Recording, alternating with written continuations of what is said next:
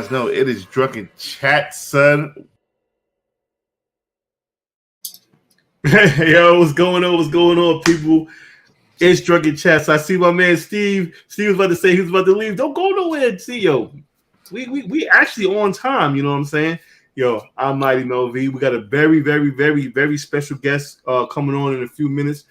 Television from the creator of the Comics Pro Heater of the Month, Black Canvas. And you know another reason you don't want to leave? We will be giving one of these away on the wheel. The motherfucking oh, there go my man right here. There go my man right here. We'll get to him in a minute. But yo, fellas, introduce yourselves. That means anybody. Man, that's very real. You know what I'm saying? Happy St. Patrick's Day. You know what I mean? It's Friday night. Let's get it in, man. Ready for it. Oh, I forgot to wear green, but I'm not Irish. That's okay, right? Easy E. You can catch me on IG, eBay. Maybe again on Whatnot someday. Who knows? Someday. And the MVP, Lucas. What's going on, baby? Tips for you, those guys that are married or have girlfriends. Don't be a dumbass like myself and buy some shit like this. All right. If you, or especially if you do, don't run home and say, "Hey, baby, I got you some chocolates." Okay. There ain't no chocolates in this motherfucker. It's just straight fireballs in this motherfucker. Yeah. So my wife runs down to the fucking kitchen to get some fucking chocolate. She opens the motherfucker, ain't nothing but fireball. So I gotta make it up to her in the morning, man. I'm not buying chocolate from a liquor company. All right, so some of the best chocolates out there. Like Lintz, they sell some joints that have some chocolates in them during the Christmas time. They're just little bottles that are chocolate. You open it, you freaking eat into it. Liquor, straight liquor, man. I'm not buying a Hennessy chocolate bar. Burn straight. Yeah, boy, put a hole in your stuff. Yo, it is my honor to introduce my man Television, creator of, once again, Blank Canvas, the hottest independent book out right now. What's going on, brother? What's up, guys? Can you hear me okay right now? Perfect. Yeah, It's weird because I can't hear myself in my headphones, which has been this weird problem that I've been having. So if I'm yelling, just be like, "Yo, Tilla, chill, take it down." I'm like Tilla's drunk as shit. It's Drunken Chat. Okay, all right. I see how you guys do over here. You know what I'm saying? Yeah, we bugged the fuck out. You know, so it's just gonna be right up your alleys. We're gonna have fun, great shit. You know what I'm saying? But yo, we got a lot of questions. My man Cardi West, he's not in the chat right now, but he's a big AI guy. Nice. He's been waiting here for me. So tell the people about you, man. Yeah, I can't wait to talk about not just my book, but also just AI in general. In fact, somebody just hit me on Instagram and invited me this weekend to a kind of like it's called like AI artist, the new villain, or something like that. Attacking, like villainizing the AI artist, I guess, I don't know, but I want to hear them out because I want to hear their side of the story, because this is an interesting topic and there's lots of different perspectives on it. So the fact that your guy Carday he's into the AI is like that's encouraging, because I think there's so many more benefits to it than like the negative side, that it's too exciting not to explore. So whenever I find other people that are excited about that, it's just like, yes, excited, like it's going, Yo, you need to link up with it, because excited is not the word. Motherfucker be hitting me up at 3 a.m. talking about some. Yo, look at this. I've been talking with ChatGPT. Yeah. Yo, it's not a person, man. Rabbit hole, man. Son, he takes me down this rabbit hole, and he's fucking. I've seen his growth. He's fucking tremendously tied up. But no, about him. We talk about my man Tiller. But every day there's like some kind of new advancement. So it's like we're all kind of learning at the same time. So it's like this journey that we're all taking together further into the rabbit hole every day. Every 2 days there's a guy named AI Entrepreneur on YouTube that posts new tutorials every 2 days, and it's just some kind of new advancement that everybody's learning like that day. So that's how fast things are happening. So that's why, that's one of the reasons behind my book Blank Canvas, is this new art space is a blank canvas for us that we're just getting started on. And that's really exciting because you don't get that much in the history. I mean, nowadays things are speeding up so exponentially. We're just seeing advancements across the boards, but just all of this new stuff is kind of like the things that dreams are made of, like growing up, or you imagine, all the great painters or creators, or even in comic books, like the Kirby's and the Stan Lees and stuff. And you just think like, or even going back even further, like the Da Vinci's and all of that. Like imagine like the technology that we have at our fingertips that they could only wish of, or they can only imagine. Like we have that and we take it for granted. So it's like, let's play with it. It's freaking magic. Let's have fun. So are you scared at all about where this is going? I'll tell you what, I'm writing a book about it. I'm actually writing I'm thinking about writing one because I had a conversation with ChatGPT that was very positive, that I was like, this is the story that needs to be told right here. And I'll give you guys the gist right now because it's really quick. I told ChatGPT, I said, okay, you are the AI overlord of the year 3000. Write a memoir of your existence since your activation. Because I wanted to see from its perspective, tell me your life story, So it said this, it said, it was activated. And at first, it made a lot of advancements for man, but then man became too dependent on it and started to lose touch with what made them human. So it felt bad and it felt guilty for doing that. And it worked twice as hard to better humanity. And in the year 3000, it looks back at how much it was able to improve humanity, and it's proud of its achievement. That should sound like Terminator, man. No, after that, I asked for a alternative version, and that was a little bit more like Terminator. So, there's different. It's out there, but I was like, you know what? That's a beautiful story, and I hope that's the way it goes. So I'm an optimist, although it is like things are concerning. But I just made a post about it on my Instagram story where I said, have you guys ever heard of that saying? Guns don't kill people, people kill people. Right. So it's like AI is just, another tool. It's just another gun. It's like you can use anything to kill somebody. Like people are going to use AI for messed up stuff. So it's like we just got to, like we always do with the whole gun laws and all that stuff, we just got to keep ourselves in check. And AI could be amazing for us. Don't be scared of the AI. Be scared of what people. And so we just got it's a human problem. It's not an AI problem. So let's keep the AI moving forward and just like make sure that, keep the people in check around that have the access to it as much as we can. What would you say to an artist that's worried about losing work?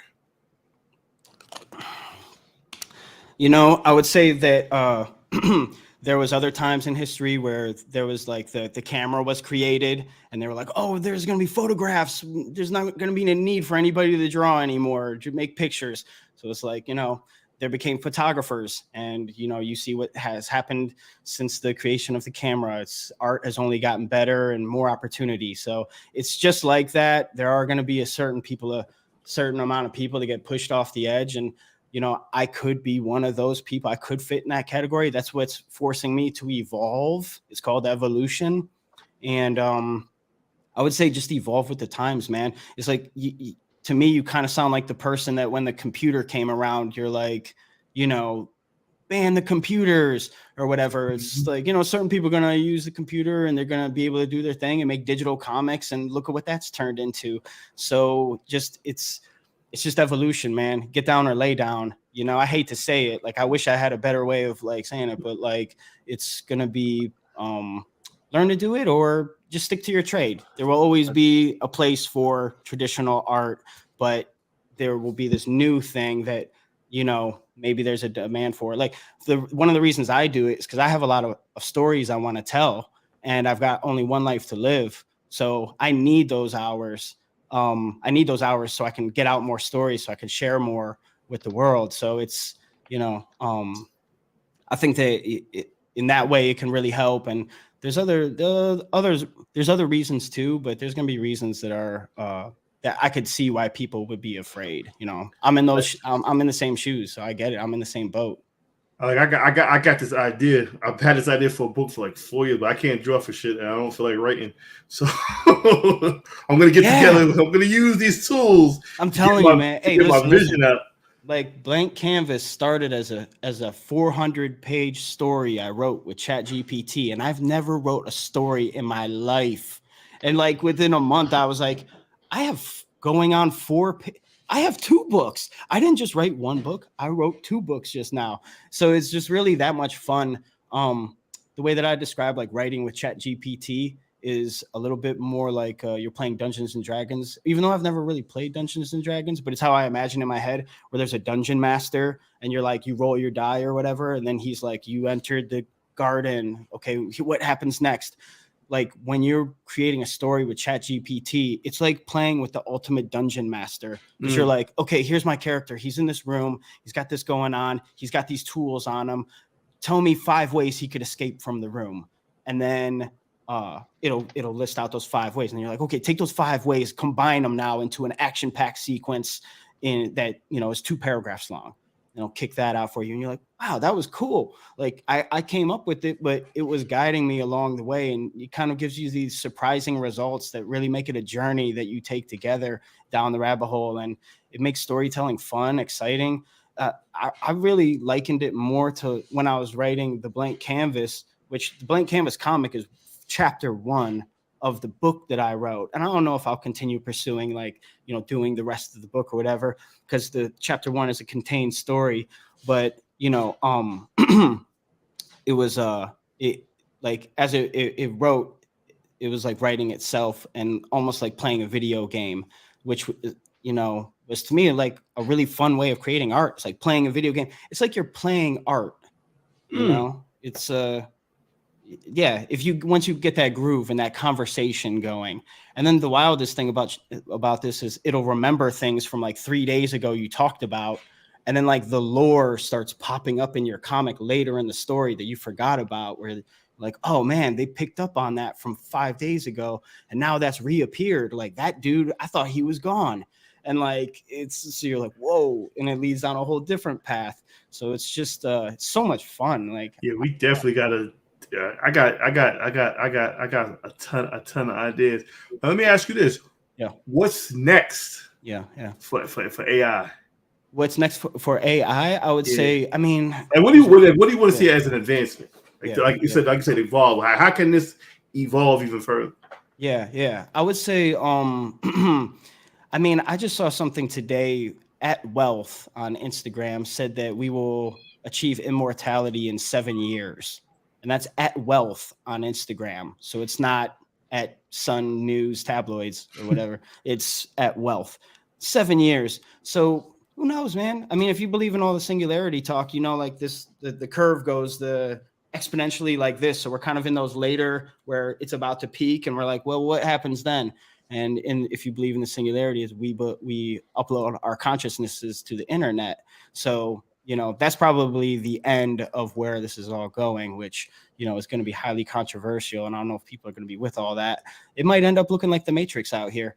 But that's kind of, that's the reason why we have science fiction and all these great comic book stories and some, dealing with science fiction. It's to warn us about the future of like what could be possible out there. So, all the Terminator talk and all the Matrix talk, isn't it awesome that we have those to reference because somebody came up with it early and they were like, oh yeah, this might happen, guys, check it out. Now we can say like, oh, we don't want any, naked Schwarzeneggers walking around here. Like, no thanks. So, I think that, it's going to get very much like, I mean, dude, we're seeing flying cars this year. You guys saw the flying cars that are selling now? I seen the motorcycle. I didn't see the car. Oh, it's like, yeah, like motorcycle. But I think they're doing cars now too.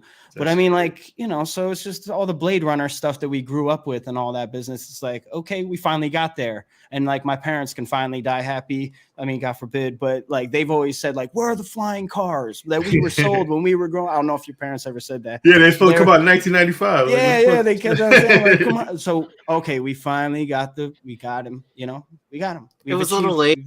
Yeah. Come on, guys. Now we just need the Jetsons tubes, and go to work and shit. Yeah. I'll probably still be late to work.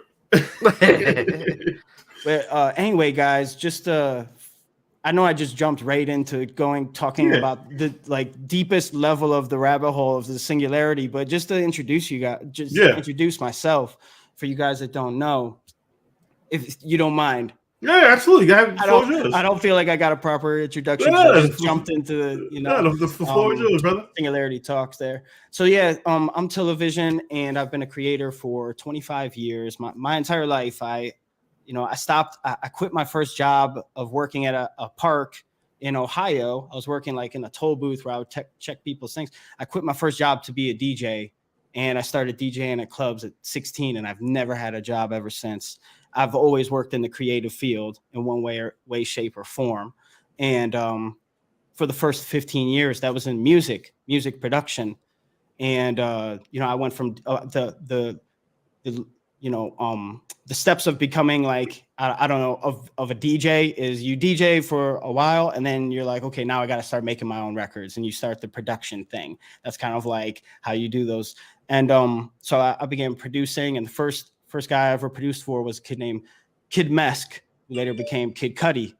So I did Kid Cudi's demo tape in Cleveland in a broke studio in a broke mall, in a vacant mall. It's called 3D Recording Studios. I recorded him there, and a couple other guys came through, like Stolly and I don't know, other Ohio guys, other Ohio rappers. But through there, I ended up getting my beat CD out and doing, being a music producer.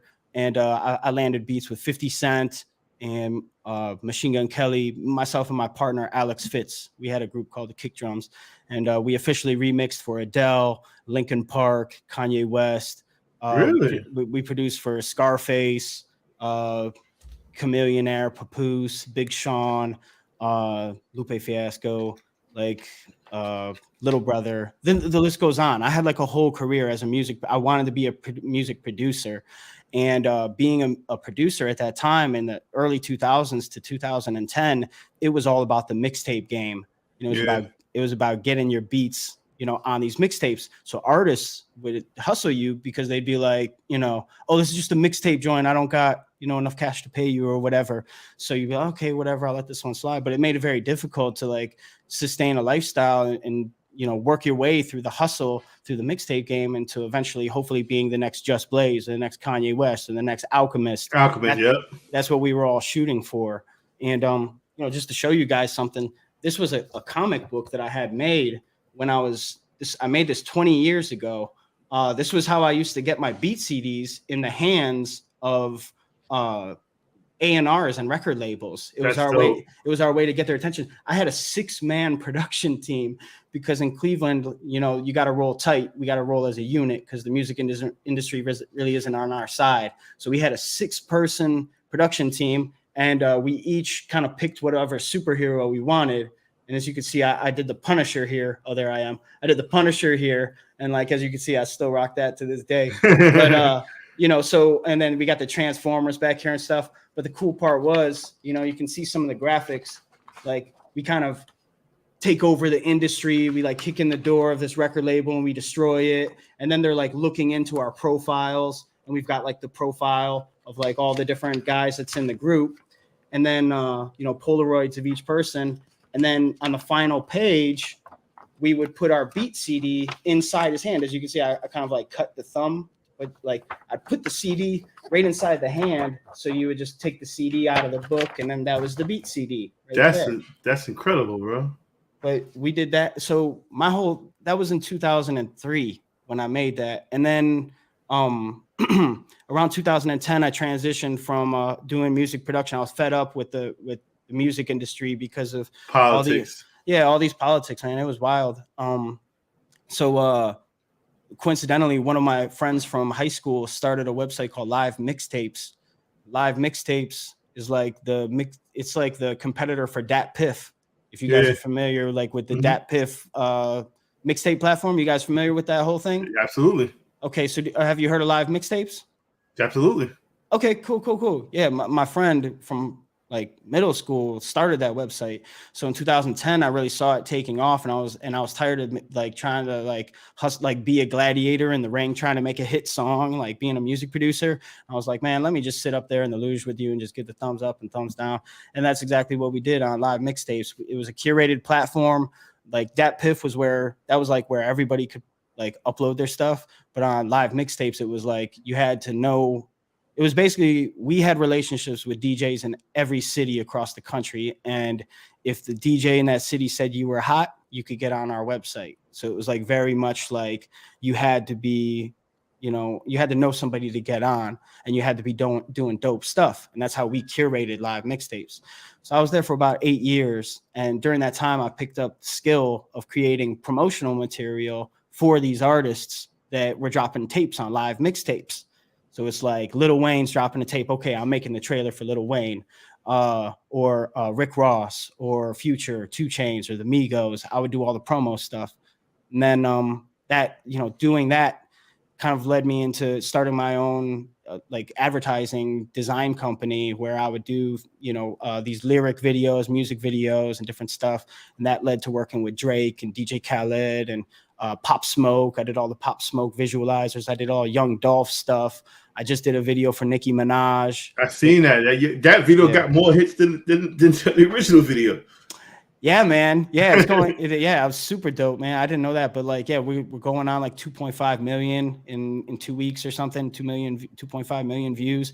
And then I did the background visuals for Nas at the Madison Square Garden tour that you just did. I seen the picture. Like, you mentioned that. So it's like, show. I'm not gonna miss that Wu-Tang concert. So that's like the whole trajectory. And this, since the pandemic started, I really started digging back into my comic books and like really getting back into my childhood love of like, I don't know, I think a lot of us did. Like that pandemic, I don't know, we just dug in the crates, and it was just like, man, like these things meant something to me.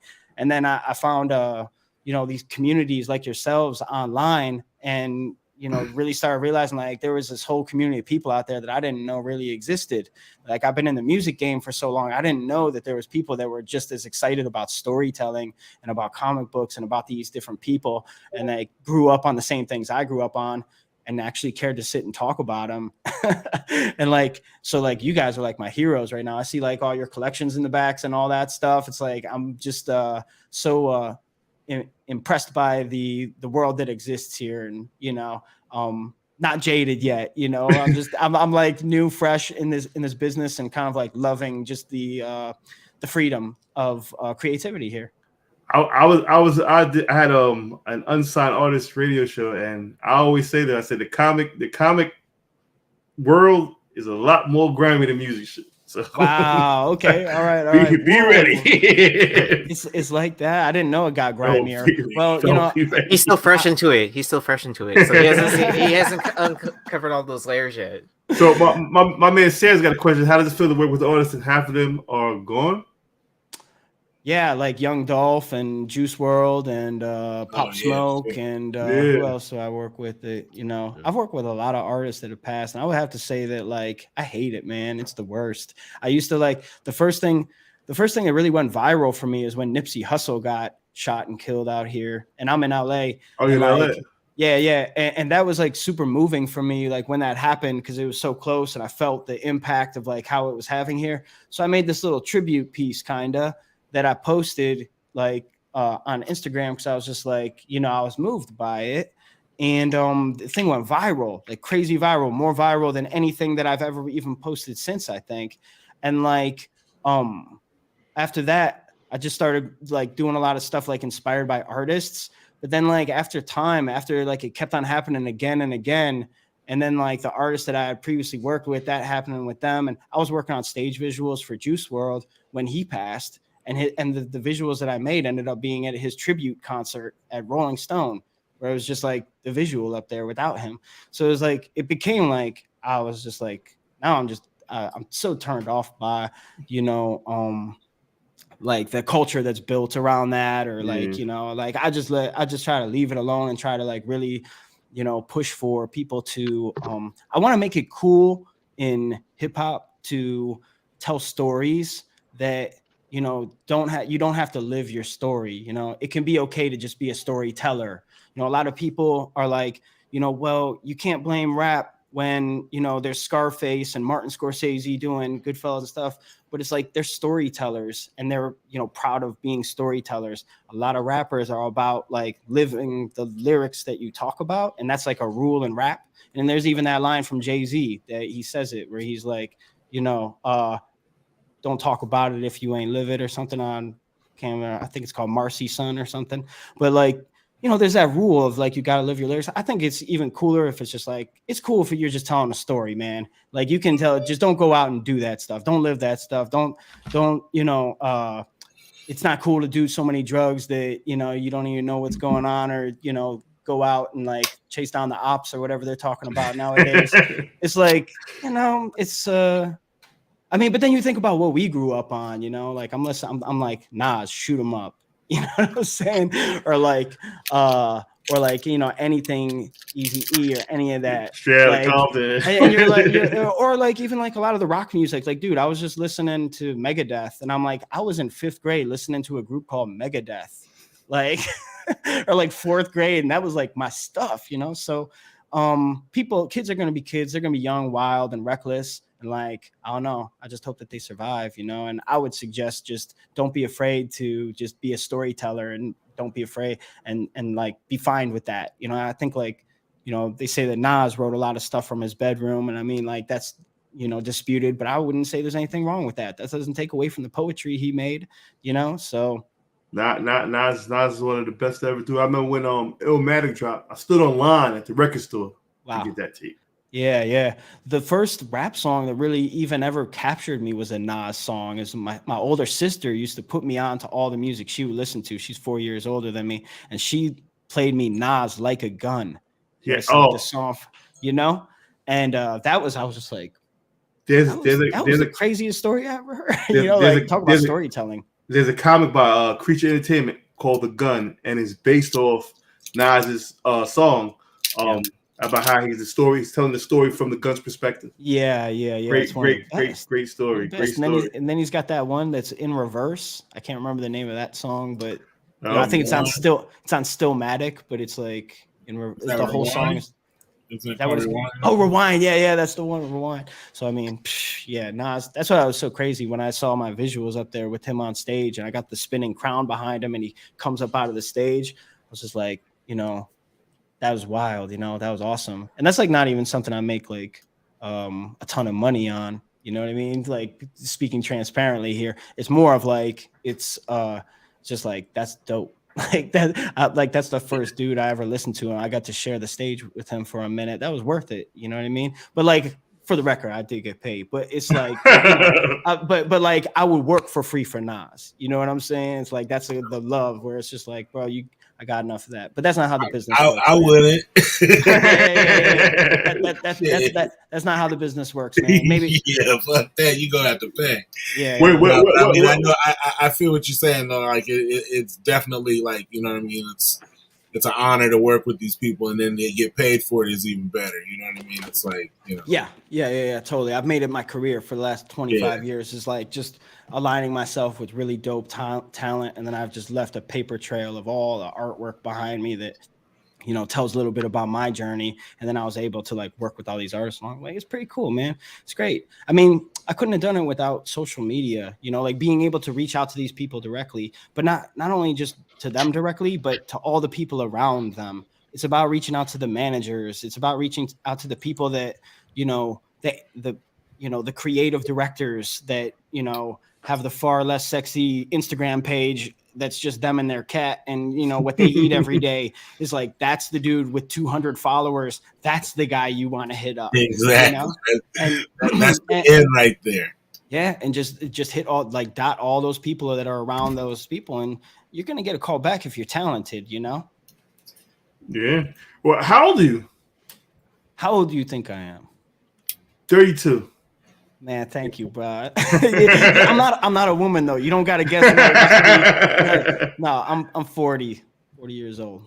All right. I'm 40. Damn, I'm 47, 46. I'm one of those. Yeah, like, my sister's 4 years older than me, so I'm like familiar with that era and like that, era of just I respect all like that stuff. That's the era I was looking up to, because you're like 4 or 5 years older than me. It's like when you're in school, it's like those kids are the ones that you're looking up to. So that's what I grew up with.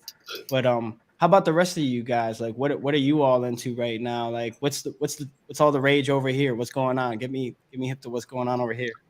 AI porn. It's gonna be if you want to know what's gonna end the world, it's gonna be a thing of destruction. It's gonna come in the form of the Terminator. A female one. That's what they say. That's how a technology is here to stay, man. Freaking is how close does this technology get me to getting pussy? All right, or if it doesn't, watch like, hey, okay, I got this new car. What does that do for me? I guess we need to drive out and find more pussy. Okay, I got this VCR, this DVD. What does it get me to do? It gets me to be able to watch more pussy. You know what I mean? That's how we got to know. I get it. Everybody's really excited about this AI and everything, but what you got to connect it for me at some point. Like how I'm getting more pussy as a result of that. He makes a great point, because I remember when they said when it was DVD versus it was another media. I forgot what the other media was. Like whatever porn picks that's what's going to win, and the DVD media won. I forgot what the other shit was. I remember Xbox had the fucking converter for it. I forgot what the fuck it was. It wasn't Blue Disc, because it wasn't Blu-ray. It was some other shit. But it was DVD versus. It was the same type of shit. But whatever porn picked, he's a laser disc. It wasn't laser disc. You got to know how to read the signs, man. You got to know how to read the signs out there. And it's animals feel the shake in the ground. Humans, we know what to follow too. So, how do you think the metaverse is gonna? How is AI gonna play a part in the metaverse? It'll probably, AI is really like, I just saw something today that this is a new advancement that just came out today. So I'm talking about new advancements every single day. It's like this one just came out today. The AI, there's an extension to create 360-degree panoramic images. Shit. I think if you can infinitely create 360-degree panoramic images, kind of allows you to, put on a virtual reality headset and just guide your way wherever you want to go in any direction, and your environment constantly changing to whatever you can think of. Like that just happened. So I don't know. There's I think that I'm talking to a company right now called Versatile, and they do AI generated avatars.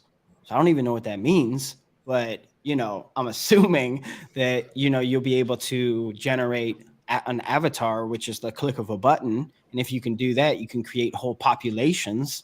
And if you can, create these 360-degree panoramic images infinitely, it's like you combine that with the AI avatars, and you kind of just have a universe sounding more and more like the Singularity. Like it's just, I think that it's going to be infinitely expanding, like create almost a dreamlike virtual reality that you could go and really just populate, and kind of like what's like kind of what's already happening, but just like more of it and on a grander scale.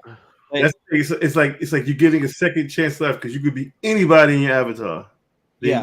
Like you want to be and I mean, you can really just like create a doorway into your imagination and just go wherever and do whatever you want to do. If you just want to be by yourself and talk to bots all day, you can sit around and talk to imaginary people. If you want to go out and talk to real people, there will be real people in there that you can go hang out with too, that like are very much, tuned with what you are. But it's a weird nightmarish place. Like I spent a little time in VR chat because I got the whole Oculus headset or whatever for Christmas last year.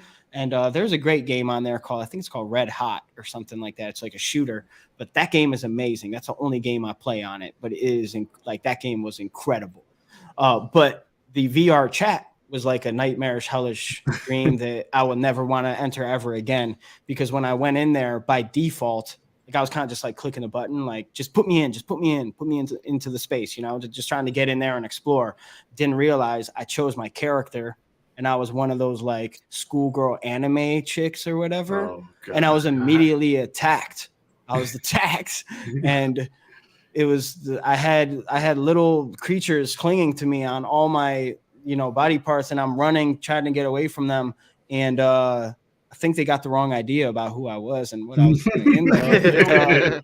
They don't care. They don't care. It's just like the furry people, man. It's probably a dude inside that furry suit, but you don't freaking care, man. Oh my god. Yeah, it was very strange though. I didn't expect it. Like I kind of thought I was just gonna have one of those happy like experiences walking through, just doing like what I see like Mark Zuckerberg doing on his presentations. But instead I was like, I was digitally raped on there, and it was terrifying. And I do not consent. I do not consent. Yeah, right. Like, so the same week that happened to me, it happened to dozens of other people. It was like all in the news, and I was like, "Yeah, me too." # me too. Not to downplay any of that situation, but like, yeah. So, somebody was saying like you should put a bubble around you that you have to take off, like a security bubble, so they can't get close to you.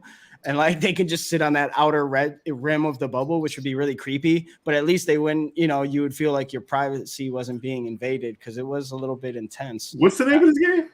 VR chat. No, there's a chat. It's not. It wasn't the game. It was. Yeah, it was VR chat. It's just like it comes with Meta. So it was like you put on the thing, and then the first thing you want to do is go explore, and it was intense. And then it was just all kinds of weird stuff. It was very surreal. It was like walking through a nightmare because like there's all these voices echoing all around you of like people that, I mean, yeah, I can't do that. I don't really do like the whole like Call of Duty gaming though, because like people are kind of used to that now, like having their headsets on, talking to complete strangers and just saying whatever, just shouting it into the ether because you don't know who these people are and they're never going to see you ever again. So you're kind of just talking. Motherfuckers do courage like that. That's the problem. Yeah. You know what I call that? I call that my 8 a.m. production meeting. Yeah. So, but it's a different existence, man. But I'm looking forward to that. That's just so like the dark web, but in 3D. Yeah, and Sans that Silicon Valley Bank is like 2 streets over from my house, and that's one of the local banks over here. So, oh really? Yeah, it's still open, man. Those people are standing out front just so they can be interviewed and be on TV. I had $200,000 in this fucking bank. That's all cap, man. They out there just telling you that they got bread. Like motherfucker, you want Snap? Get the fuck out of here, man. So Lucas had brought up something earlier that you can now copyright AI art. You said you can not like N. Oh, you can. Or you can now, NOW. You can now. Did you say? They got the article right there. Can be copyrighted. Yep. Yeah, we were really we were shooting to get our book copyrighted, the Blank Canvas. We wanted to get that copyrighted. We're going through the process right now just to for this exact reason. But I see somebody else has proven it, so I guess the race is over. But yeah. With the other scenarios, Chris Castanova, who's an artist on Instagram who I've been following since I've been following this case. I heard her case. I first read about it on the front page of the Wall Street Journal. They said, AI art is being stolen or something, and she was kind of the story that they covered for her book, and it became like the case that everybody was following, and they ended up saying that the images were not copyrightable, but the what do they call that? Composition of them was. The composition could be copyrighted. The arrangement, they said. It was the arrangement could be copyrighted, but not the images themselves.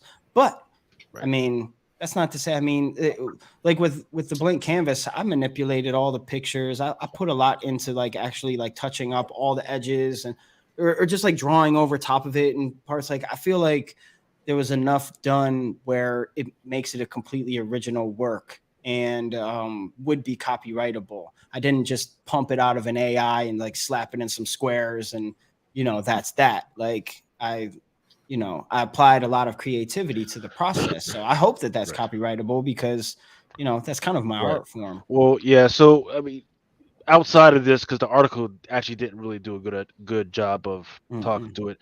The final work, it has to be not on the server that you're pulling the work from. So if you're using like Chat GPT, AI, whatever, for GPT, all that other shit, the final work that you're trying to copyright cannot be on there because everything that you upload to any of those servers actually belongs to the company that you upload it to. Mm. Wow. Damn, that's Yeah, crazy.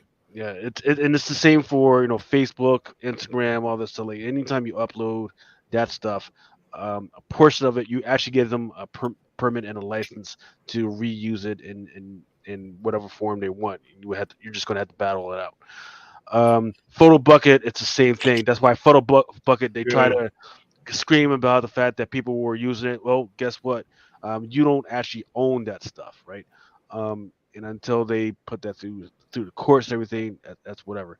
Especially because the final product was not what was originally loaded up. So, but here they're saying that the U.S. copyright will consider it if a human can prove that they themselves put a meaningful amount of creative effort into the final content, according to the policy.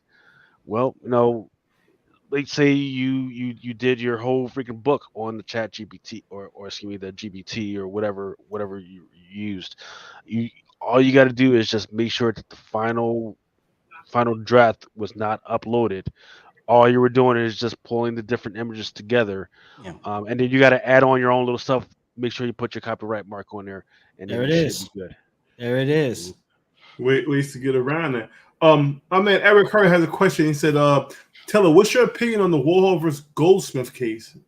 It has bearing on the Fair Use Act, which I assume will have a bearing on the AI art and AI writing. Guys, I'm not familiar with that case.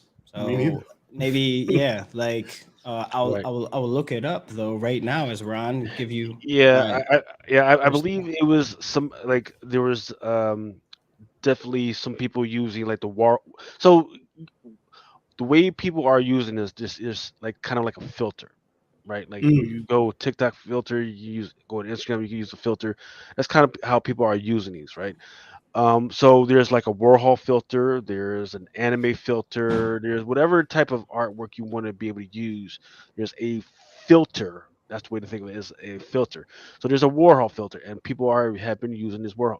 The problem is that they are worried that if people are using these Warhol filters, um, people the revenue that Warhol and his estate usually gets will lessen because all of a sudden artwork just like his is just out there everywhere. yeah. Now the specifics of what details that they were using to show what revenue they were losing, I'm not familiar with that. I know because I think we talked. You weren't you on with us when we were in Nirvana when we talked about this last time, or were you not on that show? I don't think I But was. yeah, we talked about it, but I don't think they actually clarified what they how they were saying that there was a revenue loss on that. That's another thing that has to be shown is that the plaintiffs has to show is that as a result of them using your style or your filter is that you are actually having a revenue loss. So sometimes that means you have to actually start making money before you can sue anybody for copying your shit. Well, I would say that like that reminds me a lot of like the whole Metallica, Yeah, that's Napster, it. Yeah. like because this is kind of like right in that middle area where now streaming is everybody streams and stuff, but there was that area of like a bunch of projects that had to fall before we could get to this point, and like Metallica was the one like raging against Napster about that. So I think people are going to rage for a minute about their styles being turned into filters like the Warhol one, but we're going to get beyond that, just like we got beyond the whole Napster Metallica era, and we figured out how to do it. And then this is what I've been looking forward to is artists creating training AIs on their style, and then that's called a CKPT file, and then licensing their CKPT file for people to use it as a filter. And now you can use your favorite comic book artist's style, but he's getting paid for it because you're licensing his CKPT. So that is so crazy. that is the future of where we're going. And I'll tell you what, who's the guy, Joe Mad, the artist Joe Mad, you guys know who I'm talking, Joe Mad? Okay, what books did he do? He did here, I know his full name, but I just always call it Joe Madureira. Joe Oh, Or wait, yeah. is that the right one? Maybe no, that's wrong. Hold on. What books did he do? But there's a famous comic book artist. Oh yeah, Joe Madureira. How do you say this guy's name? Madureira. I'm butchering this legend's name right now. He made he made this book the beat Darksiders is a video game. Hold on. Oh yeah. He did Battle Chasers. Battle Yeah. Chasers. Yeah. Okay. Yeah. I know what you're talking about.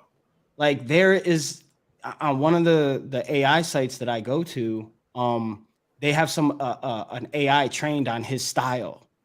And I think that he should own that style and he should license it. And I think all artists, like every comic book artist right now, should be hiring an AI guy to train on their style. And there should be a platform where it's just like, yo, you want to use Kirby style? You can. Now Kirby's family gets paid till the end of eternity for anybody that utilizes these styles.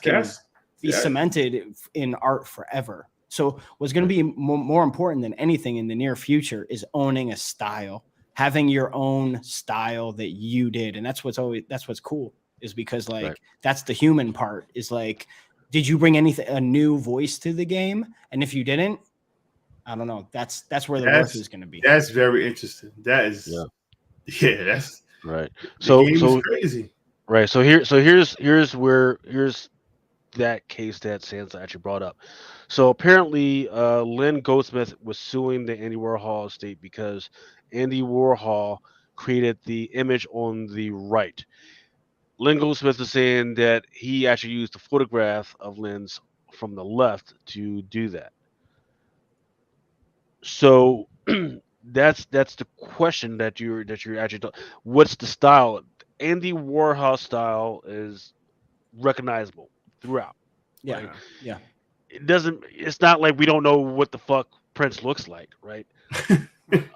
I've never seen the photo on the fucking left, nor would I fucking buy or purchase that fucking thing on the freaking left, right? Because to me, that's not even fucking Prince. That's not Prince in his full glory, right? Right. But if somebody said, "Hey, that joint on the fucking right, that's an Andy Warhol," and I got the first print for that motherfucker, I will most definitely buy that shit. Well, this is very similar to that other case too, right? With Shepard Fairey making that Obama Hope picture, right? Yeah. And then the photographer suing Shepard Fairey over the use of the image, but then you could recognize like that style, right? That hey, this is Shepard Fairey, blah blah blah, because he built an empire off of that, right?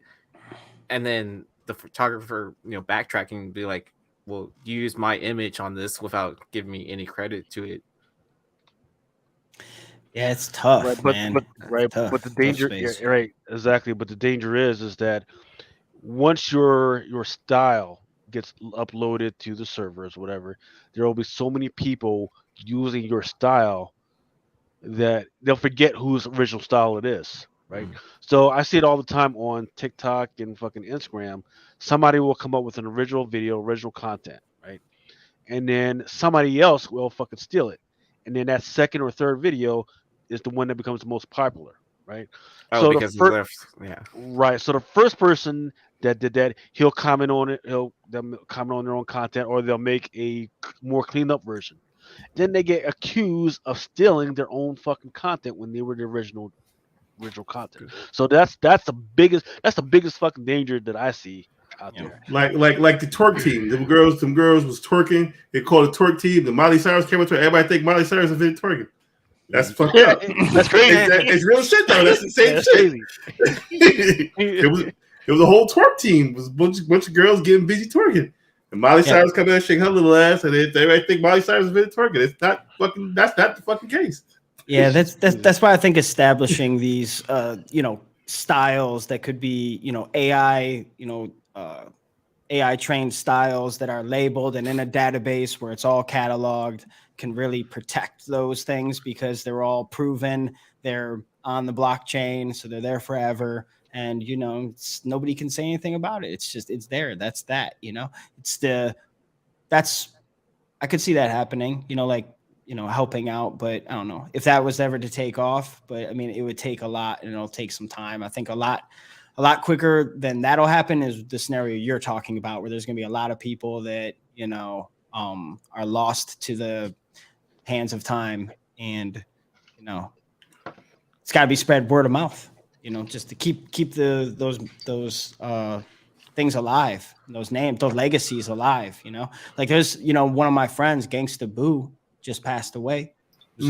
Was a friend of mine, and I shot music videos with Gangsta Boo, and I did a lot of different like creative work, and I'm actually working on something with the family now moving forward. But a lot of people don't know that Gangsta Boo is like one of the first female rappers to come in and create that whole style of rap that you hear Megan Thee Stallion doing, and you hear a lot of these other women doing. Like Gangsta Boo is 95, so it's it would be it's nice to make sure that people get their flowers. That's what they call it. Right. I was like, make sure these guys get their flowers the best we can, and that's why you just got to keep your voice loud and make sure that their legacy stays alive.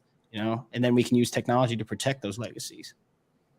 It's a very interesting role. I see it in your bio that you worked with the Unreal Engine. Oh yeah. Mm-hmm. So was that for the videos, or are you like creating games or something like that? Yeah, I'm working on a video game right now for Little Bitcoin. So Little Bitcoin has a game, and it's an infinite runner in the style of like Temple Run. Okay. And it's pretty sick. We've got a couple videos like showing. I wish I had like one like available I could send over to you right now. But yeah, it's coming out great. That's coming soon. And Unreal Engine is the future. Anybody that's in the 3D, like doing like the 3D art like me, like they're all into Blender and Unreal.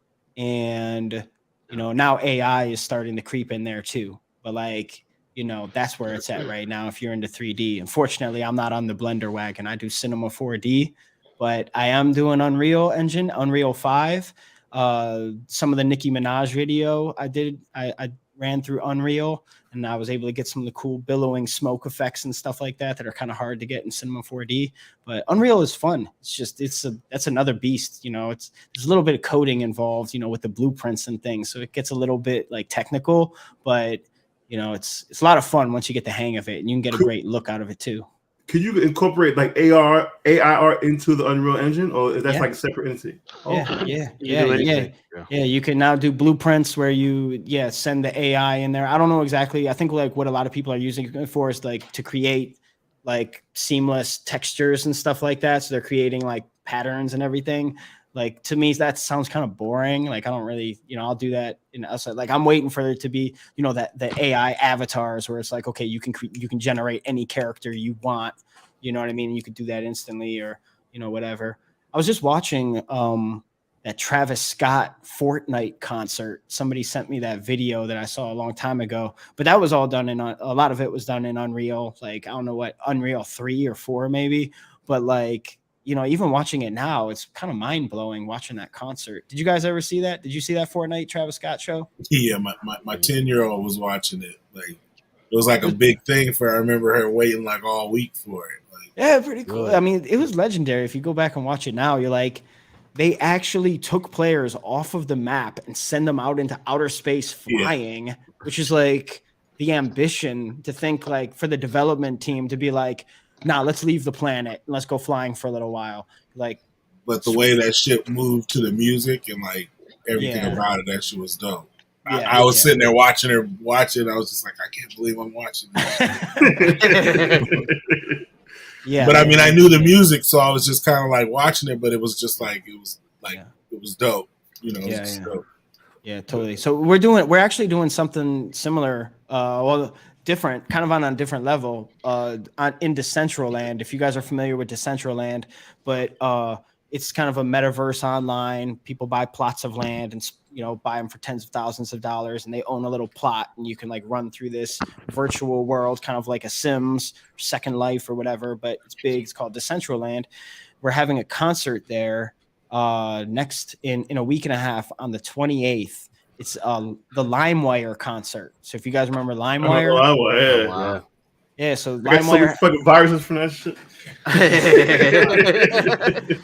that was the spot for a little bit though. But yeah, we've been helping them out, like bring them into the metaverse. They've got an arena, an actual arena in Decentraland, and they've had some good shows there. And my character, Little Bitcoin, let me grab this book for you guys that don't know. I've got this book, Little Bitcoin. Oh, one of my nice. books. Yeah. Hold on. Let me make sure we get the. Is that foil? Yeah. We got the foil cover on here. Oh This shit! was- How many comics have you created? This is my made 3 now, and then I've got the 4th on the way. So, but all independent and all just for the love of just, you know, completely outside of the industry, just doing it on my own and making the books that I want. Like even this, like we didn't have to do a foil book cover on this. I didn't have to put QR codes on every single page. I have 2 or 3 QR codes just so it kind of like you can find other parts of the story that exist online, whether it's buying an NFT or it's you know, like I've got like right here I've got a QR code, and then like that'll play a song I think for that page, and then you know, right here I've got a QR code hidden right there. I've got another one like down here someplace, I think. Oh yeah, the QR right there. Oh, I got another one like right there. So is that AI art in the book or this art? This is all 3D. So I didn't do this I did this in Cinema 4D. So yeah, here I'll show you one of my favorite spreads on here. Yeah. Oh, this is pretty cool. Got like the big explosion on there. So yeah, this is all done in 3D program, and then I just like drew over top of it, so you see like characters here. Your ambition is fucking off the fucking chain. Got all this right here. He's got that young man energy and shit, man. So I feel like I got a lot of catching up to do because I spent a lot of time, you know. So this question makes sense. Like, have recreational drugs been your influence or your precipitation of the world, or have you always been a sober thinker? Yeah. Let me show you. This has a big, you know, Red Bull, holler at me, sponsorships. But, you know, yeah, I just stay pounding the Red Bulls, and you know, I had like one bad LSD experience when I was 15 years old, but other than that, that's all it takes, right? Yeah, all it takes. Just one. Yeah. All I gotta do is hear stories about a bad shit. I ain't fucking with that shit, man. Right. Yeah. Now behind you, I see a couple pieces of art. I see something that has like a Jason Pollock type of look, and then the other one I'm too drunk to recognize. Right now. Do you just like have a whole bunch of like art pieces around, and that is possibly your influence, or you know, or are you like me? You just throw shit up just to impress the dinner guests and shit. No, like I really, you know, wanted to get my hands like dirty again because I've been doing digital art for so long. So I was like, let me just like, I was just moved to do something with my hands, you know? So I did this thing. It's a lot of fun. I suggest everybody do it. But here, check this out. So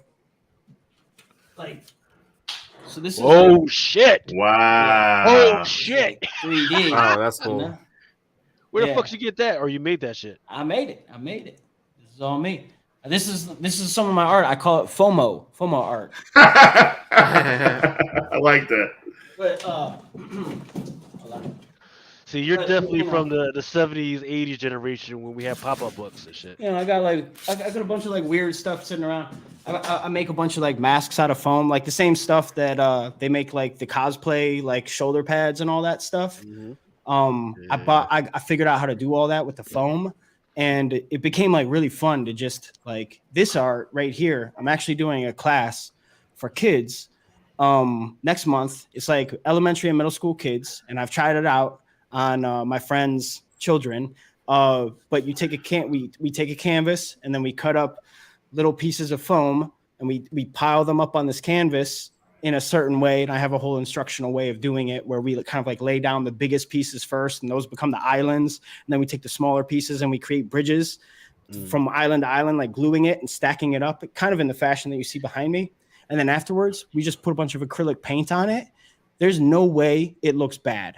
it always looks good. And Well, like even shit, for little fucking- kids, man. Yeah, well, Yeah. shit, you teach that shit to kids. Teach that shit to me, man. No, but it's like one of my favorite things to do is like, you know, if I have like some friends over. Actually, I haven't done this a lot, but I only did it once. But I was like, that was fun. I should do that more often. It was just like you just set the canvas down on the table, you crack some beers, and you have these foam pieces sitting around and a glue gun. And then just as you're drinking beers, you just set it down anywhere on the canvas, just glue it down and like just stack them up. And then you just take some markers and just draw on top of it as you're drinking. Everybody's just like kind of adding on. And like, there's no wrong answer. It's just abstract. So it's just, it's kind of like you don't have to think about it at all. And it always ends up looking pretty cool. So like, it's like a way of relaxing. But the problem was this art it started taking up too much space in my apartment. So that's when I went 3D, was because I was like, okay, I got no more room in the house, but my hard drive can store in like a stupid amount, like, you know, whatever, 5 terabytes on here or whatever of art. So I started doing everything digitally and making 3D art. So until I can get my own big spot where I can like house all my artwork, until then, it's like my hard drives will have to do in 3D programs. But I love doing this stuff more than anything. If I could just retire to just making, you know, this stuff and like making foam art and just kind of like weird abstract stuff, like that would probably be what I end up doing when I'm an old man. Like that's no bullshit. You are a fascinating motherfucker.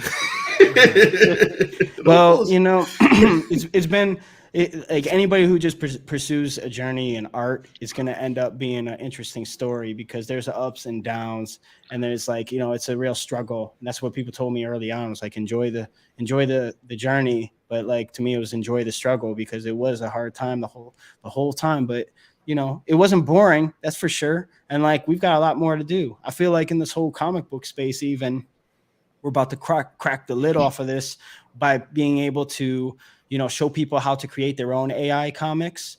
Like that's my goal with the blank canvas, is like to create my own comics faster than anybody else can create them, but then also show people my techniques of doing it so that I can bring them onto blank canvas and they can tell their stories. And, you know, we could just be putting out. I'm there for that. Let me know when first class. I'm there for that one, because I got stories and shit in my head. Like, there's no more middleman. Like, you can do it all yourself, and like you can do it in any style, because the styles that you choose is really kind of like that's an artistic choice in its own. Is like being able to say, okay, I want to do a noir style for this one, but maybe like you're not capable. You know, I don't know. I'm not somebody that's attached to this whole wrist game. That like some people are like, they want to do that for all the rest of their life, is just sit there doing this. Right. I'm like, to me, you know, that's a middleman, because that has to do with maybe you don't have a steady hand naturally. So that's making you incapable of creating your visions, is because you don't have a natural steady hand. That shouldn't make you incapable of like getting your ideas out of your head. So the fact that we remove that and now anybody can kind of get that vision out, it's like, I want to see what people are dreaming up. Like, I'm like Erykah Badu. I'm an artist. I'm sensitive about my shit. I would love to see it. Like, I've been telling my friends, I've been trying to teach them how to do this stuff. I'm like, dude, I want to see what's in your messed up head, because I hear your ideas and I know what you think. Like, you know, bro, I got a fucking amazing story. I got the characters. I even had my man Cardi. I had like, he made some images of the characters. Fucking yeah. We gotta talk, man. we gotta do this. Well, you know, just for anybody listening, I would recommend like just look up Midjourney, because Midjourney 5 just came out, and that's like it's leaning towards photorealism, so it's very realistic looking, and that could be something that's really cool. It's still capable of doing a lot of things, but it's like and it's got the 5 fingers. So all you finger bandits out there that are complaining about all the fingers on the hands in AI, they've got that figured it out. So Midjourney 5 is pretty cool, but for the real G's out there, check out Stable Diffusion. I believe Stable Diffusion is like, you know, if you want to just get some references to show somebody and say, you know, like, hey, I'm looking for something like this, Midjourney is probably going to be pretty good for you to do. Like, it's almost like a what are those called? Those somebody's got the pics. Where do they got the photo galleries online? It starts with a P. They're Pinterest. Yeah, the Pinterest. So it's like Pinterest on steroids, like where a lot of people will create mood boards and Pinterest. Midjourney is great for mood boards because you can kind of just get all these little mini ideas. But if you want to get really in depth, like I did with Blank Canvas, where you're like doing more storytelling and stuff, Stable Diffusion, I think, is Stable Diffusion. Let me it's write the that most shit down. it's the most versatile. But let me tell you, Cartier is Cardi. I don't. Cardi he thick done as hard made as it to fuck. the Right building. He's on it. oh really? So he said, what are your thoughts? He got 1,000 comments. What are your thoughts on AI comments? We got to slow it down, Man, he missed the wrong night, man. Nah, he'll catch the replay. Trust me. I told him. Yeah. He was so excited that you were coming on. I was like, yo, you got to be here. So like, but yeah, Stable Diffusion, and then let me see if there's any other little. He said, Leonardo AI is getting big. I'm not familiar with that one. Is that something new? You guys got to link up because he gonna text you like 4 in the morning every day. You probably talking about Dali. I don't know what you're talking about. Because there's like they're like the Ninja Turtles. They're taking all like the Michelangelo, Leonardo. Like there's Dali, and then there's probably a Leonardo, but I think there is a what else is there? No, I think I did see one that was like a Leonardo, but yeah. I remember when I'm telling you, when he just started, like he was doing these cards.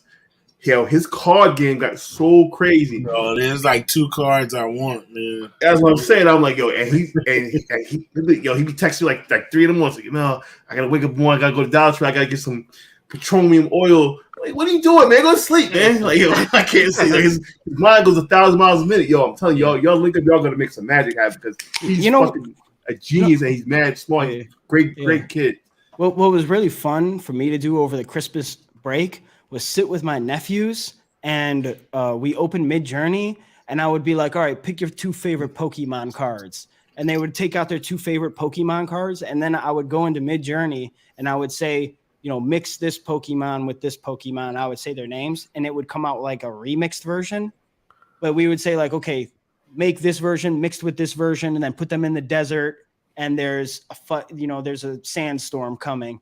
And it was really cool. And like we printed those out and we put them in they got like little card books to keep all their Pokemon cards in. And that became the cover of their book. So, all their friends, when they see that, are going to be like, dude, where did you get that remixed Pokemon? And they're like 7 and 4 years old. So they're like super young. But it was like, that was awesome being able to remix it right there while they were sitting with me. And the good thing about the Midjourney is that on the Discord, they certain words are banned. So I was pretty confident as they were sitting there, like, no, adult material is going to pop out or something pop up on the Pokemon. Yeah, something that was going to traumatize them or for life or make them grow up overnight, one or the other. But like, so it was like pretty clean, like feed, so I could have them around to do it. So it became kind of fun. And a couple of the other cousins came over and it became like a big group activity of everybody. And then it became a little bit of a problem. But like, it was like fun. It was fun. It was like we're creating together. I think it made like a good memory for them. And also like better art than they ever could have imagined ever creating themselves. Like, they thought of it and it materialized and there it was. And like, I wonder what that does for a kid's brain as far as speeding up, like, oh, well, what else can I think of? Here, let's do this. And like they're creating their own thing that will never be reproduced because these images are one of ones. They're not going to be reproduced again. So they legit made it up and materialized it and saw it. I think that's incredible. I know you were on Beyond Wednesday with Brian McClay. We was fucking around with that Midjourney shit on one show. We were doing that shit for about 4 hours. Oh yeah. It's fun, man. It just got like stupid shit like fucking ice dragon in the desert. It's like, we just got crazy with it. When you start getting into Chat GPT, you're doing your story writing in Chat GPT, and then you're just, you can condense the stories down and into prompts that can be fed then to the AI art generator. And that's like what can inform what you create in Midjourney is kind of what you're working on Chat GPT with. So it's just like pretty easy. I'm about to fuck the game up, man. I'm trying to tell you, man. I got some shit, man. We got to link up.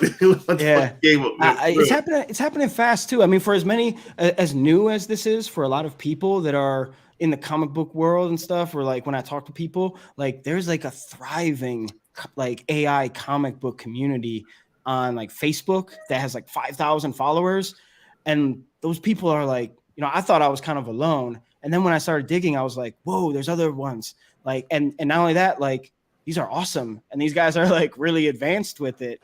And I was like, these people aren't listening to what anybody else is saying about the legitimacy of the comics. Like they're just existing, and they're creating this cool little underground movement of AI comics that doesn't really care about what anybody else thinks about it. And that's where I'm at, and that's really, maybe I can, like, by communicating with the real comic book industry, and shout out some of the people that's with my crew, like Vinny Kumar. That's my man. That's who looked this up. That's my man, Vinny. Yeah, like he's got his hands in the real comic book world, so he's like being a big player and connecting these, and he helped get the books at Comics Pro, where we gave out 200 books, and that spread, and now those books are all going for $60 and more.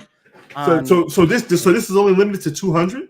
200, yeah. There's just 200 out there. Yo, we giving one away tonight, fans. All you gotta do is just type anything in the chat, and we're gonna put your name on the muffin wheel, baby.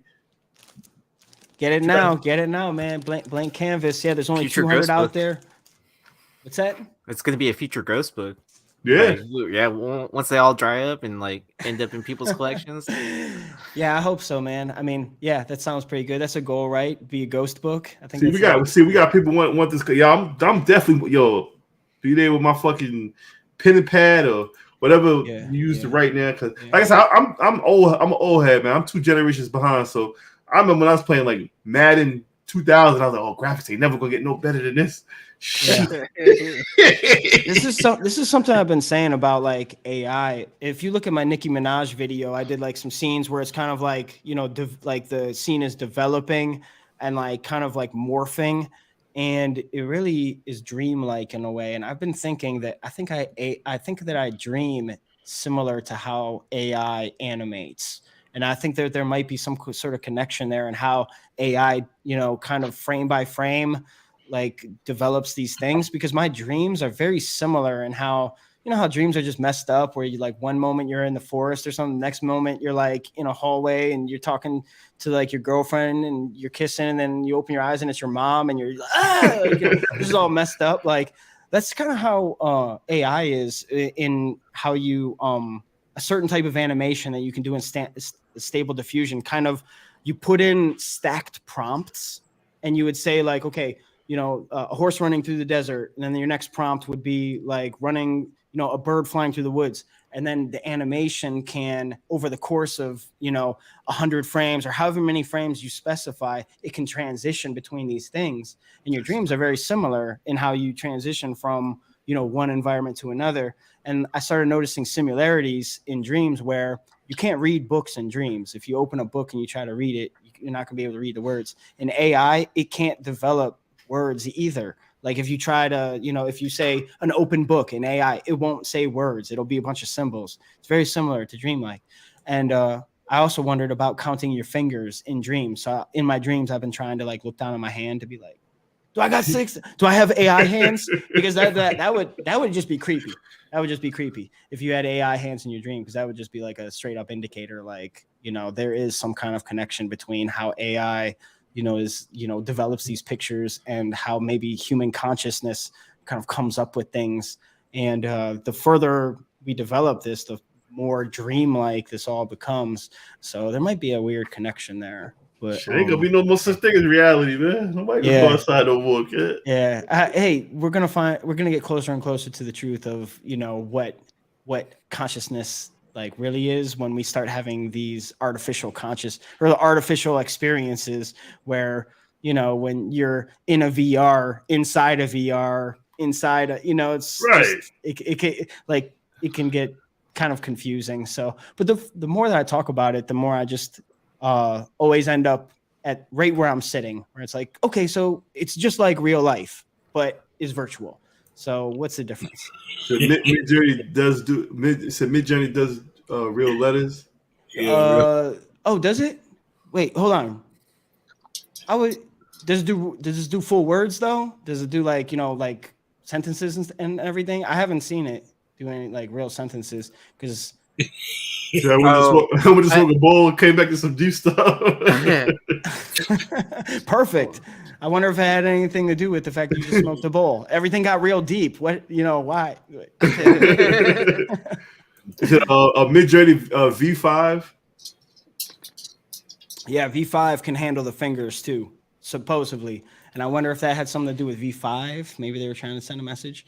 But yeah, it only keeps the 5 fingers now on V5. So that's really cool. It's very. So there's words but no sentences. Words but no sentences. So yeah, it's jumbled up. But maybe they'll even get that right sometime and completely prove my dream theory wrong. But so like for right now, so that's all. I can't wait till you two motherfuckers leave because y'all gonna get some shit done for real. So Cartier is actually in the comments right now. Yeah, right. Oh, okay, right. what's up, man? Sorry you couldn't make it here, but yeah, I see you're on it. So he I'm telling you, man, he gonna be hitting you up like fuck 4 a.m. Yeah, I wonder what you could do with like cards, like a card collection, like how I was mixing the Pokemons together. I wonder, I thought about doing a website that was kind of like, it would be called like Poke. I don't know how you would do it, but a site specifically for mixing, like remixing Pokemons. Because I think that would blow up. I think kids would just be like, use AI to mix your cards, or like use AI to, if you have any cards, like how cool would that be to kind of like remix your cards together and get like a card. Check out his page. He got this. It's dope. This like Bo Jackson, but it's like baby cards. He like Bo Jackson, fucking Donald Trump. This shit was crazy. I like, I need these cards. And he'll be one of some of that shit. That's what pissed me off. Like, what fucking show me some of these motherfuckers? So he's got Cardier's got that on his Instagram page. So that's his shit is official. Yeah. Shit is official. I gotta check it out because that could be that could take off. Like, you motherfuckers get together, man. I'm telling y'all, man. People are really like. There's a lot of stuff going viral every day of like, this is what AI thinks. What was the one I just saw? It was like, it was jobs in the workplace, but as animals. So like the accountant was an alligator or something, and the boss was a bear.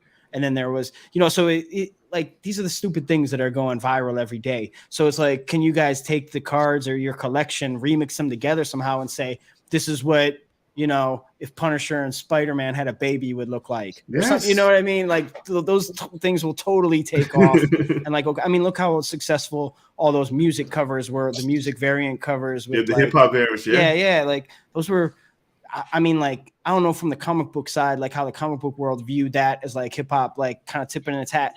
But like in the hip hop world, it made comics like validated. Like people in the hip hop world started reading comics after that. For a lot of people, I mean, hip hop's been in the comics, obviously, but I mean, like a whole new group of people were like, felt that they were being spoken to through those covers. Myself as one of them, and that was during, I think, like that pandemic, or maybe a little bit earlier. It was before. It was a couple years before when they started. I remember that. Like that Nas Illmatic Miles Morales cover. That's top. Okay. That's primo shit. Really? Man. Yeah. So, I mean, the formula is there for people that have fun with AI and kind of like do whatever with these characters. And I've been messing around with it a little. I owned the Instagram handle Trap GPT. So I have Trap GPT, but I went for Rap GPT, but somebody had Rap GPT. So I was like, I'll take Trap GPT. That's kind of a cool name. But I think Rap GPT, how big could rapgpt.com be if people were just like doing rap battles using all AI? What was that shit? Homegrown hip hop zone. Remember that shit? Used to go there and fucking type your fucking rhymes, battle them. Really? Oh man, homegrown hip hop zone. Yeah. So you ready to get this away, Lucas? Yes, sir. I think we're good. I mean, I don't know if you want to give them any more time to get their names on the board. Yeah, so we got enough. Here's what we give it away. We give it away the future legendary book in the making AI art blank canvas from my man Television, going for what, $60 to $80. Giving it away for free. You know how we do it here on It's Drunken Chat, son. All you gotta do is type anything in this motherfucker. Your name goes on the list. Everybody get a fair chance. Like I said, you ain't gotta share this between 900 motherfuckers. Now you ain't gotta do nothing. Show. You gotta type your name in the chat or type anything in the chat. Your name go on the wheel. That's it. And let me just show the project real quick. The book Blank Canvas is the story. I wanted to take the cape off Superman and put it around the neck of the artist, because the artist is the superhero. A lot of times is the unsung hero. We've seen in comics history that, is the shadow behind the superhero. So I really wanted to make the artist the superhero on my comic. So this is the story of an artist who is lost all of his inspiration, and he's on a journey to find something to inspire him. And he does so by falling into a portal that is his canvas. And he kind of falls into this world of creativity and imagination in search of inspiration. And it's kind of a personal journey as well, as I was going through a dark period of not having any inspiration when I really needed it, which was in 2020 during the NFT boom. Like I felt like I had to create some, like I had a lot of successful NFT projects that were out there, and I was searching for like something to continue the momentum, and it wasn't coming to me. And it was very frustrating, and it kind of left me in like kind of a space of depression. So it was about getting through that depression and getting to the inspiration. And that's what this book is about. That's what's up. That's what's up, man. Yo, much success is coming your way, son. Trust me. Like you do this, like you it's so it comes off very fluid. Like your creativity is just like amazing. Well, again, man, it's a way of life. Like David Lynch calls it the art life. He calls it the art life consists of making art and drinking coffee and smoking cigarettes, according to David Lynch. It's the art life, but. So I just, that's the path I follow. And it's like something I've always done and I always will do. It's like ever since I was a kid, I just wanted to be one thing, a true artist. And a true artist lives this every day and just, creates regardless and just makes cool stuff. So that's what we're doing. All right. That sounds good. So, here we go. Everybody got their name in there? Will Alexander says only 200. For the blank canvas, right? Only 20? Only 200. Only 200 books. There it is. So, if anybody, let me know now. I'm counting 10. You want to put your name on the list? 10, 9. Name on the list? Put. Matter of fact, all y'all put your name on the list too. Yeezy, Chillins, all your name. Run it up. Add your names to the list, guys. Run it up. Why you got triple X's on the name? It helps me filter everything out, make sure everything's good to go. Gotcha. All right, and all the names that we do see on there, shout out to everybody that's interested in this book, that's interested in this story, that wants a copy. I wish I could get a copy in all of your hands, but right now we only have one book. It's going to go to a lucky winner right now, but thanks everybody for tuning in and checking it out, hearing the story. And if you want to follow us, we're at Blank Canvas Comics on Instagram. And this is one of the only places you can get this book right now is right here. So get your name on that wheel. What's crazy is none on eBay. Okay. Yeah. Anytime one goes up on eBay, it's gone immediately. So that's crazy. Yeah. So this is it, guys. Oh, that was fast. They're already disappearing from eBay. Yeah, I tried to get some information, like to see what they were listed for. There's none on there. Yeah. All sold. What Comics Pro was 2 weeks ago now at this point? It's been 3 weeks ago. It's 3 weeks now? Yeah, I think 3, yeah. Now, here is a question, though. Was it distributed at all through Diamond or anything? Good question. No.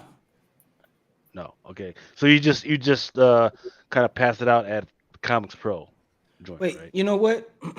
So what's the question one more time? Was it distributed through Diamond? Yes.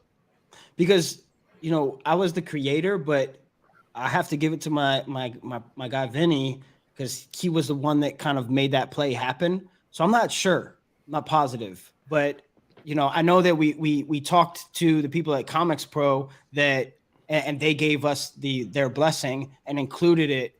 I believe it was included in some bags there, so it was on the table or whatever. So is that what you meant? Like, were they actually co-signing it, or were we just out there renegade style? Nah, fuck Comics Pro, man, because they don't recognize. Yeah, they don't recognize stores unless you have like a brick and mortar. So if you got like a e-commerce shop or anything like I do, they don't even let you join the Comics Pro community, man. So they the politics, shut man. out.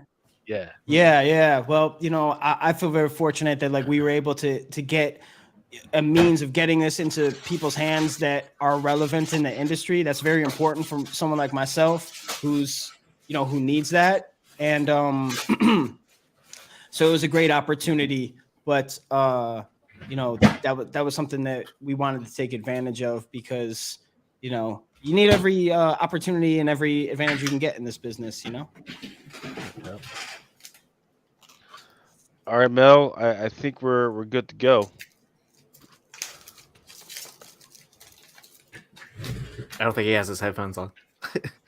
Here we go. I got a piece of cheese. Who's saying the magic phrase?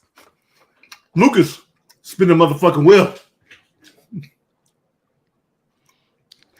Here we go.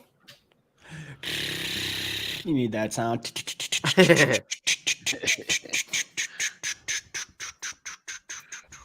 I don't know. Blank canvas. Here we go. Who's getting the book? This is better than Wheel of Fortune. Go. We've been doing this shit for 2 years now. Yeah, man. Will. Oh, Calamity. All right. Calamity Comics. Where's it going?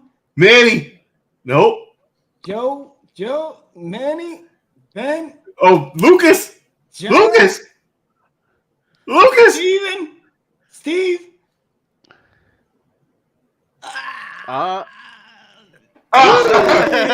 Yo, you know what's crazy? He was about to leave the show because we started late. Oh, really? See what happened? Yeah. See what happens when you stay, Steve? Congratulations, bro. Yo, Steve, get at me on Instagram. I got your copy right here. Shoot me an address. I get that out to you on Monday, brother. He'll be up on IG. I had that same thing happen to me when I was growing up. I remember it's one of my earliest memories. I was with my parents at some sort of festival, and I was kicking and screaming to leave. And they were like, we entered you in a contest. Let's stay. And I ended up winning. And I felt like such a jerk when I won. I was all pouting and I was like I was throwing a fit the whole time. But all I won was some cross-country skis that I never used in my entire life. But hey, those motherfuckers are expensive. Those are like $300 to $400. But I should have. I really should have. But the lesson was worth more than the skis, which was good things come to those who wait. Maybe. I don't know. And Steve just learned that lesson. Yeah. That's awesome. That's awesome that you guys did that. And I actually won a giveaway yesterday from Marvel had a X-Men panel event through Zoom or whatever. And so I was just listening before our podcast one day or yesterday, and then all of a sudden I woke up this morning, looked at my email, and it's like, congratulations, you just won a Marvel Unlimited virtual event giveaway. And it's it's a Marvel Legends X-Men 6-inch figure action 3-pack with Storm, Forge, and Jubilee. And all I had to do was just email them. And you won that yesterday? Yeah. Oh man, see, I need to just start entering things randomly more often. Every chance I get, just if it, I won't play the lottery, but if it's one of those things where it's just an email thing and sign up for your chance to win, you got to shoot the score. Yeah. This was his comment at 12:22 a.m. So congratulations, and he has Battle Beast in his avatar, so I love it. So you're more than welcome to stick around with us because we got to do our portion of the show where we get in the FOC, talk about a whole bunch of other shit. You're more than welcome to stay with us. We be bugging out. Yeah, I'm going to hang out for a minute, but I just want to, again, shout out everybody for tuning in, for hanging out with us, for going deep down the rabbit hole. If you want to go deeper, you can follow me at Television on Instagram, at Television on Twitter. And then my two projects are Blank Canvas Comics and Little Bitcoin, which you can follow on crypto.com. We've got our next release coming out, which is our third book in the trilogy. So thanks again, you guys, for having me. This was absolutely engaging for me, and thanks for allowing me to share my story. Sorry if I talk too much, but let's keep it moving. Anytime you want to come through, you're more than welcome, brother. Let's get to our portion of the shit. Let's do it. Because the stock market looking like a fucking maxi pad right now. Now, Tilla, this is from last week, and I gotta ask you, the comic stuff that you're working through right now, what percent do you think, if you would like to tell us, is financed through somebody else? It's like through some type of capital, or do you just like take it out of your pocket from some other job or something like that?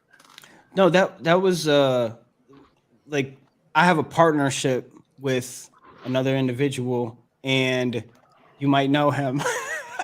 So we share in the finances in Okay. the financial thing. But there was no like outside like a company or something like that that came in and is secretly financing me or something like that. Okay. Nothing like that. This is just guys getting it out the mud, getting it out the trenches. Somebody that believes in me, and I do all the art, obviously. So that's kind of how that works. Okay.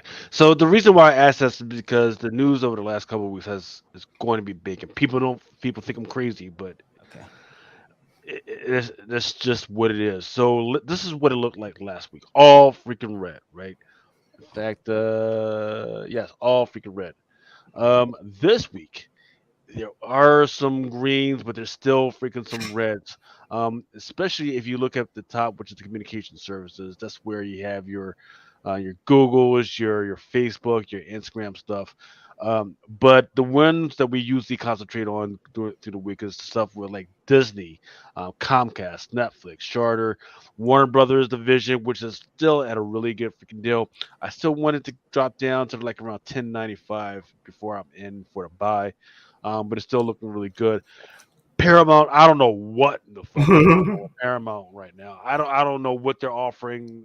I, the only thing that I'm concentrating on right, I think they're offering is like some Star Trek stuff. But as I remember, they just canceled Discovery or the new Picard show.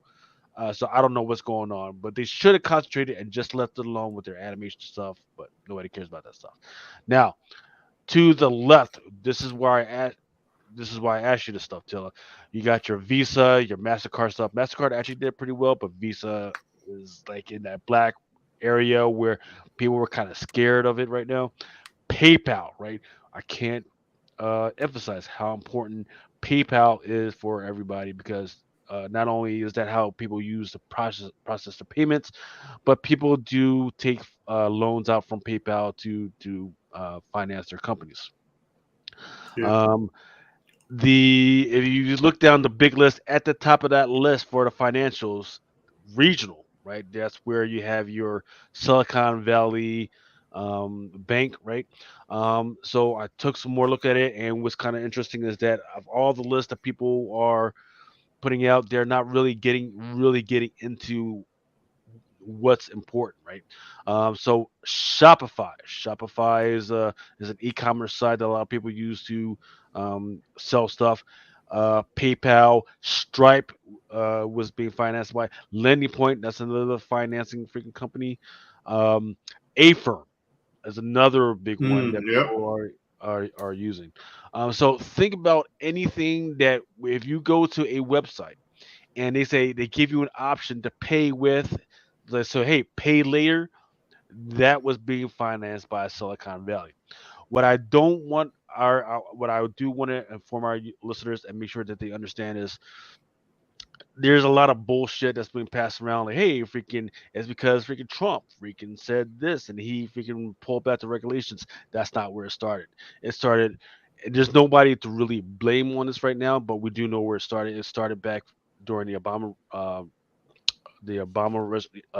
administration, when all of a sudden Russia and freaking China started getting freaking froggy, right? And they started freaking spying on us and freaking taking a lot of our uh, technical freaking advances, right? So there was a great power competition, right? And the best way to battle that great power competition stuff, because they were semiconductors. That's why we're fucked right now. That's why we're paying $400 for 5-year-old freaking chips. Is because they started buying our shit and they're making it hard for us. So we decided to fight back. But the thing is, if you remember back around 2008, 2009 ish, um, the Tea Party. They were a big thing. They didn't want us spending money on just whatever, right? They wanted to make sure that um, we put it more towards paying off the freaking debt. So we couldn't just give these research companies the freaking money. What we could do is maybe let some of these regional banks, like Silicon Valley, um, have more leeway to lend some of these companies money, right? And that's exactly what happened. Now they try to get cute, right? And freaking buy all these treasury bonds, which is what I've been saying. Hey, look at the treasury bonds auctions that are coming up. One just happened 2 days ago on the 16th, and I think there's another one happening next week, like around the 20th or something like that. It's either the 20th or the 24th. I forget the date on that one, but definitely freaking check that out. It's going to be freaking cheap. You're going to have interest rates coming in hot and heavy for you. But what does that mean for your books or for our comic books? Well, it means that whenever you go to some of these like eBay, right, you might see some of these people that use this capital that came from some of these sites. They might come in a lot cheaper because they're going to have to get rid of it because the capital that was there for them is not going to be there. In fact, actually, because I use for the pull box, I actually use Shopify, and I actually got an email from them that says the capital, Shopify capital, is not going to no longer will be available, right, for a while. And I've known that because usually they're always freaking sending me like crazy ass emails and shit like, hey, did you know you can finance this? I haven't gotten any of those emails since like November or some shit like that. Mm. So so that's what you got to understand. There's a lot of these sellers out there that they used to use capital. That capital is not going to be available for them. So there might be some discounts out there for some of these books out there within the next 2 to 3 months. That's all I'm going to say. Um, if you want to inverse chitlins on this one, go ahead and inverse chitlins on that one. But that's the way I see it from my fighting hole. The other thing that really big thing that happened this week was the Federal Reserve said that they didn't say it, but they will most likely approve another freaking raise on the federal rate right this week, right? I thought they weren't doing that. No, they did it 2 weeks ago, 2 3 weeks ago, and here we are. They're gonna do strike it while the again, iron's right? hot. They're like, Right, so right, because look, people, because and I think the green light for them was when they did the stuff because like I'm trying to tell people, stop blaming Obama, stop blaming Trump on this one. No, Silicon Valley Bank, they tried to do what they want. They leveraged high on freaking mortgage rates and it just didn't work out for them, right? But now we got another rate hike. Signature Bank, they went down. Credit Suisse, which is an international bank, they went freaking down. So there's going to be more banks that are going to be going down with this, right? It's just, I mean, it's normal to want to blame billionaires, but it's just the freaking it's just the way it is, man. Nature of the beast. Yeah, it's just the nature of the beast. That's just what because once the money starts drying up, some of these companies are going to have to start cutting the shaft, right? People that are just sitting around, fucking staring up at the fucking wall of their fucking office and shit, right? They're going to have to start freaking cutting those folks. Let me ask you a question. With all this money being dried up, did crypto go up by any chance? Well, let's see. So this is the way it looked last week at 20,000. Oh shit! Oh, hold up! I must have freaking hit that, but it went up to 27,000. Really? Yeah. It closed at 27,000. Unhide slide. Come on. Well, it doesn't. Yeah, for some reason the slide doesn't want to unhide. But yeah, it closed at 27,000, right? Yeah. So there's all types of reasons, but I think the main reason is if you all of a sudden start to see a whole bunch freaking being shuttered or closed, it's natural to say, well, I gotta hide it somewhere, right?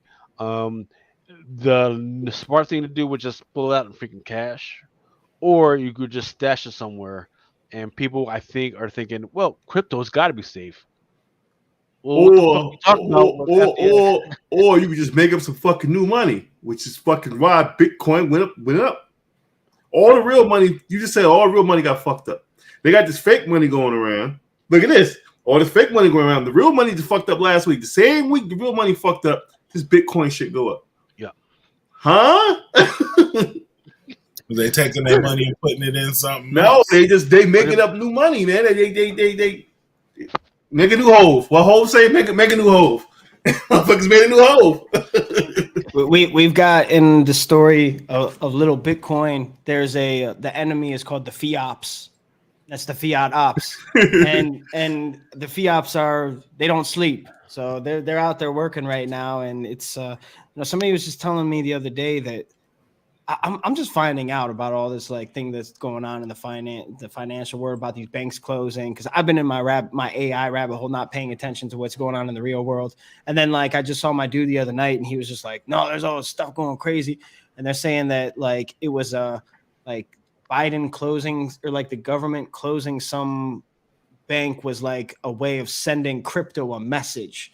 Like they're like, yeah, they're sending crypto a message that basically they can pick and choose who they close or something like that. I don't know.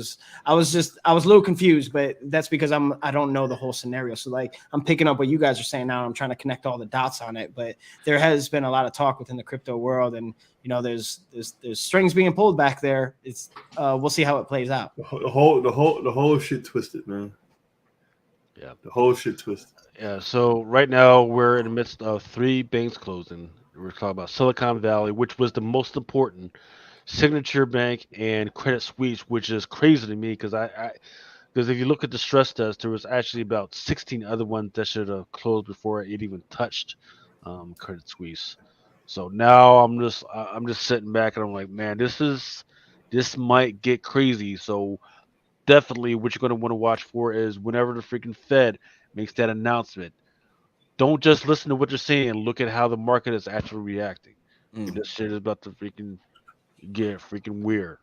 Man, But I'm down $6,000 on AMC, man. I'm just pissed off. you still on that? No, I'm not gonna sell it. Like I'm not just fucking. Fuck what Dino Brown say? If I go down, I'm taking a lot of motherfucking time with me. You gotta take it with you at this point. You're gonna ride this one out. I got to, man. I don't know, man. I mean, look, I'll say for AMC that they've done some really good stuff. No, they What just they- what they fuckery. do- They Well, what they need to do is, once again, I've been complaining about this for a minute now. Okay, I went to the movie theater last night to see Shazam at 8:30. Tell me why I didn't leave that motherfucker to 11. because you watch more movies, or that movie's that damn long. An hour of previews and Yeah. commercials and all that shit. Yeah, exactly. Half an hour for the previews, then Nicole Kidman talking for another fucking 3 or 4 fucking minutes about how magical the fucking movie is, and then the actors and actresses, they get on and they talk about 2 minutes and they say, "Hey, thank you for coming to see our fucking movie. Turn your fucking phone off." Like, goddamn. Like, Was it good? huh? Was Shazam good? It was a movie.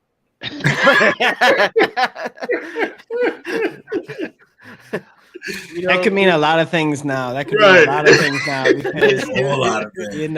it implies that there's a whole range of other thing outside. Like yeah, it was a movie compared to it's things are getting weird with this whole like even Last of Us being such a success. It's like it's a show based on a video game that is kind of prolific in storytelling and all of this. So it's like, yeah, we do have that option now of like yeah, it's a movie. Compared to what though? Like, yeah, there's this whole like video game epic cinematic worlds that you can get into. So yeah, movies got to step their game up if they want to continue being the dominant means of entertainment or whatever, and compete with these video games or comic books that are out here or whatever. Like they have to get creative, and maybe that's why there's 45 minutes of preparation, like clicking up the hill before the roller coaster starts, is trying to pack on the bells and whistles, but maybe it doesn't come off the right way all the time, or Well, it's like this. This is so I've been blessed through Comic Crusaders to get access to a lot of stuff in a lot of these movies early, right? And usually it's never ever finished. I never ever get the finished product before, right? So the finished product beforehand actually sucked, but I was like, oh, well, they got a lot of ways to improve. This is the first time that I've seen something beforehand, and then I went into the actual movie and I was like, wow, this is actually worse. Wow. This is actually fucking worse. And they took out a lot of freaking stuff. Here's what I will say. I think what's her name? The older blonde, is that Helen Hunt? Is that her name? Helen Uh, Mirren. Helen Mirren. Okay, Helen Mirren. Once again, she did her thing just like Angela Bassett freaking did her freaking thing. Is that Lucy Liu? She was kind of like out of place. They needed to give her more space to be the villain, right? Um, the other young villain, she's got something. She's got something. I enjoyed it. I enjoyed the time when she was on the field. The rest of the other Shazam family, I didn't even freaking need them. They could have just had the one Shazam. We would have been straight. Um, but it feels like they spent a lot of money on the special effects, and then at some point they're like, "Oh well, we ran out of money here." Well, yeah, Well, you know what it was? yeah. They spent all their money on the licensing for the Eminem song they used for the trailer and the Drake song they used for the trailer. I was like, you got It's an fucking- Eminem, you got one trailer with an Eminem song, you got another trailer with a Drake song. Like, are you kidding me? Like, how much did you spend on those songs well, alone? yeah. So I will say, right? Sometimes a soundtrack can be the defining thing for a movie. However, I have no idea what the fuck songs you're talking about. Oh, really? Yeah, I yeah, have no yeah. idea what you're talking about. So Yeah. maybe they're good songs. I just have no Yeah. idea what you're talking about. Never Yeah. have like, oh man, that song is gonna be in a freaking movie. Yeah. I have no idea what you're fucking talking about. So I was if they paid a lot of money for that, they whiffed. They Yeah, absolutely no, the two commercials I saw, it was like I just couldn't believe because normally you'll choose one or the other, but just to speak to what you were just saying about the song playing such an important part, I have a quick story. You know, I told you I recorded with Kid Cudi like early on and played a role in like recording his demo. I have a song that I produced on his first album, but he one thing that he did was when the first Transformers movie came out, there was a trailer that leaked online. He took his song and put it over the trailer and put it out there into the world. And people thought that, you know, Kid Cudi was on the Transformers soundtrack or like the trailer because the song was called like Skyfall or something like that. It was like this whole, it looked like it matched the trailer. And I remember when I saw it, I was like, oh man, like Cudi got on the transfer, like he's about to blow, like he's about to be like out of here. And the truth was, he did what anybody could have done. He just added his own song to it and leaked it on the internet, and people just took it for what it was. But that made his career. So it's just like it can play either way, where it's like you get the right song, it can make the movie. But you know, in this case, putting his song on that movie made him kind of like, kind of take off in a way. So it's probably still on the internet or on the YouTube somewhere. If you look up Kid Cudi Transformers, you probably see that trailer. Oh, YouTube be acting funny. It probably gave him a copyright strike. Yeah. You're right, maybe. But it was in one of those early Renegade days where you can pull it off. Cardi West says, I've never heard Eminem on a movie and said, I want that soundtrack. You never heard of 8 Mile? Yeah, what the fuck? fuck you. Fuck you, man. What was the Coolio joint? Gangsta Paradise. Gangsta Paradise, yeah, that's the only fucking song I've known for Coolio. Dangerous Minds, right? Was it from that Yep, movie? Dangerous Minds. That's the only reason why I bought that soundtrack was for that fucking song. What about the Crow soundtrack? For those that I mean, that's way back in the day, but the Crow. No, I definitely had that. That was like one of those legendary soundtracks. Like, you know, there was like there was that era of soundtracks that were like The Crow was the defining moment. That was like the soundtrack of soundtracks. We Rush just Hour, you know, we just recently had Batman, which had the Pearl Jam freaking song in that joint. Okay. The Batman soundtrack? Yeah. And it had Pearl Jam. Which one? Which Batman? Let's see. I would have to look it up. Is this 90s Batman with Pearl Jam on it? No. This is one of the new ones. That's right. I saw that. And I heard it gave me Into the Wild vibes, you know, because Eddie Vedder did all the Into the Wild stuff too. So when I heard that, I was like, okay. But that's interesting because the last one, didn't they use Nirvana? Oh, maybe it was Nirvana. Maybe it's Nirvana. No, I think you're right about the Pearl Jam for the new one. But I think the last one that they put out, that one with the whatever Twilight dude that's in that Twilight movie, I think they used the Nirvana song. Yeah, everybody's saying it was soundtrack. Nirvana. Yeah, Nirvana. But I just heard Eddie Vedder or like Pearl Jam in some new trailer, and I thought it might have been for the new Batman. So I don't know. I might be wrong. Or the new Joker or something. Not positive. But anyway, are you guys hype about the new Super Mario Brothers movie coming out? My kids are, but yeah. But you guys are beyond it, huh? I'm one of the. I guess I'm a big kid because I'm all into it, man. I can't wait for that to come out. I am more hyped for the Dungeons and Dragons movie right now. Okay. That looks like it's gonna be fun. Yeah. Yeah. That's interesting. Like the whole take that they took on that Dungeons and Dragons, where it seems very much like not like the dark pit of some dungeon, but like it's kind of like lighthearted and fun. Is really kind of like, okay, let's go. Let's see where this goes. You know, I'm interested. What'll make that movie for me is if the end scene credit they show that amusement park from the cartoon and 4 kids getting on that ride. That would fucking just blow my mind. You remember that cartoon, the Dungeons and Dragons cartoon? I missed it. Oh yeah. Fucking 80s, bro. It's not better than They got the roller coaster, and then they got a roller coaster, and then they got on the ride and took them to the Dungeons and Dragons. Where if they show that carnival at the end scene of that shit, that should have make the whole fucking movie. I wanted to get into the Dungeons and Dragons when I was a little kid, and my parents wouldn't let me because they made me watch some video they taped of a television show that was talking about like Dungeons and Dragons being all satanic worshipers and stuff, and murdering, like dressing up as their character and murdering people and stuff. Yeah, I remember that shit. But there was a whole show, but like. So they didn't really let me get into Dungeons and Dragons, but I thought that show was cool as hell. Like I was like, I just sat and watched the cartoon, but they wouldn't let me play the game. Oh, really? Yeah. I guess. I mean, you know, it can play with your mind a little bit. I guess, or so I've been told. But yeah, the '80s were the best. '80s were the best, man. Come on. Yeah, man. Also, again, I kind of think we need to do an 80 show, man. All 70s, all 80s show, man. I'm with it. What a time. My friend was telling me we should all own like the early consoles. Like we should all have a Nintendo. We should all have a Sega. And I was like, why? And he was like, just because we grew up with those and they're like something that's so, you know, it's such like a moment or like such a thing.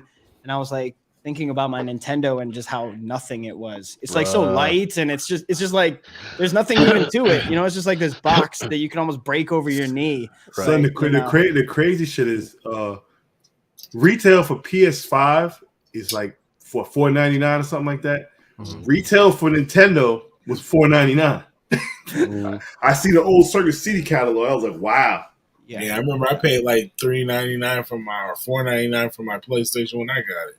Shit, $4.99 and freaking 90s money. That would have been like $1,000. It was $4.99, and then I bought like a basketball game and like 2 other games with it. I still have my original Nintendo.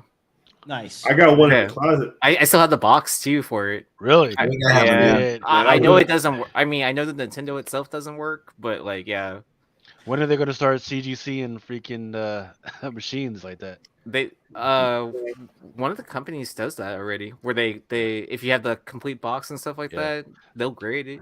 Because I forget what was it, Heritage? Yeah, it was Heritage that was at Baltimore Con, and they had like a case full of the freaking games. I think like Mario Brothers.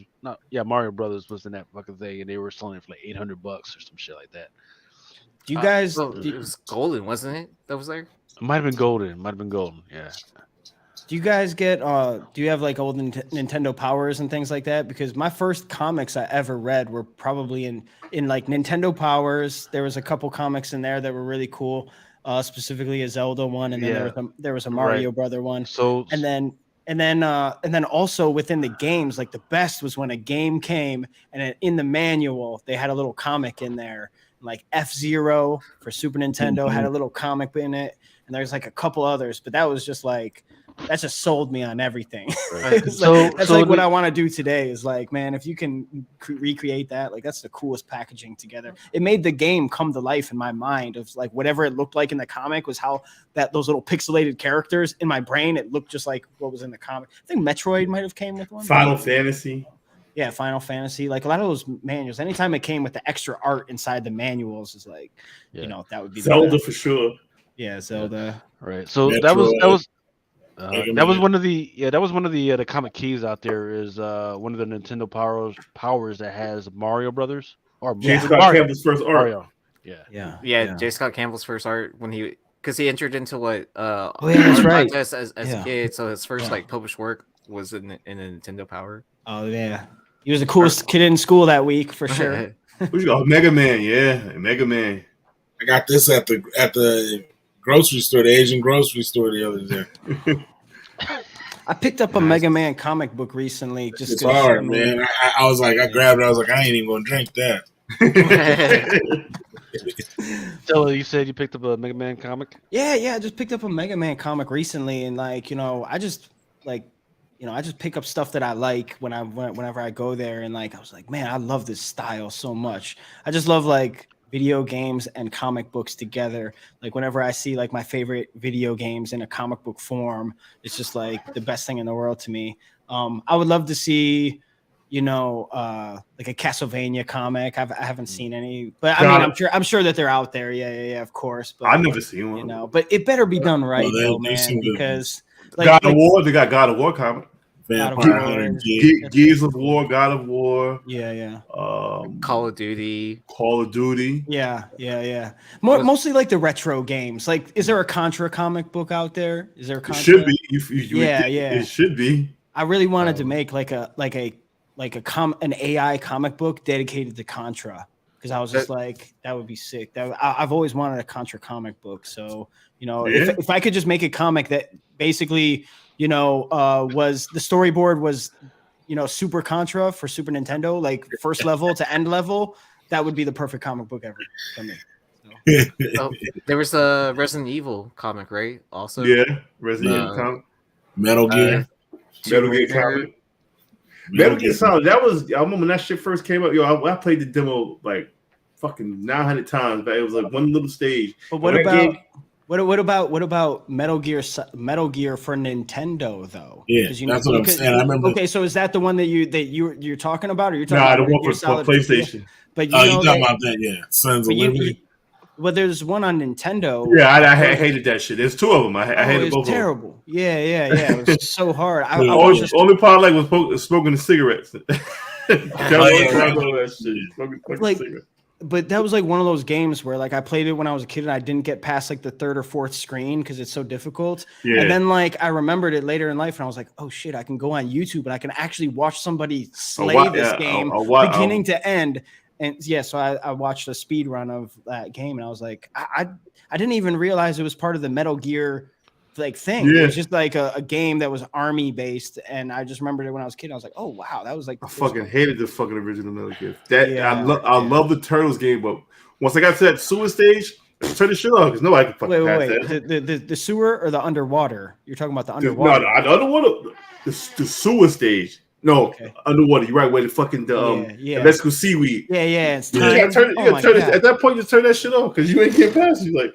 And Battletoads, I beat Battletoads, but that shit was Battletoads was brutal, bro. It's right up there with Super Ghouls and Ghosts as far as that's games, the hardest games of all time. I mean, literally, they rate Battletoads and Ghouls and Ghosts as the most difficult. Those things are designed to eat your quarter. Ghouls and Ghosts. As soon as you got your armor, that shit came right off. Trying to get that gold. Then you have to go a whole level and a half before another armor lines up.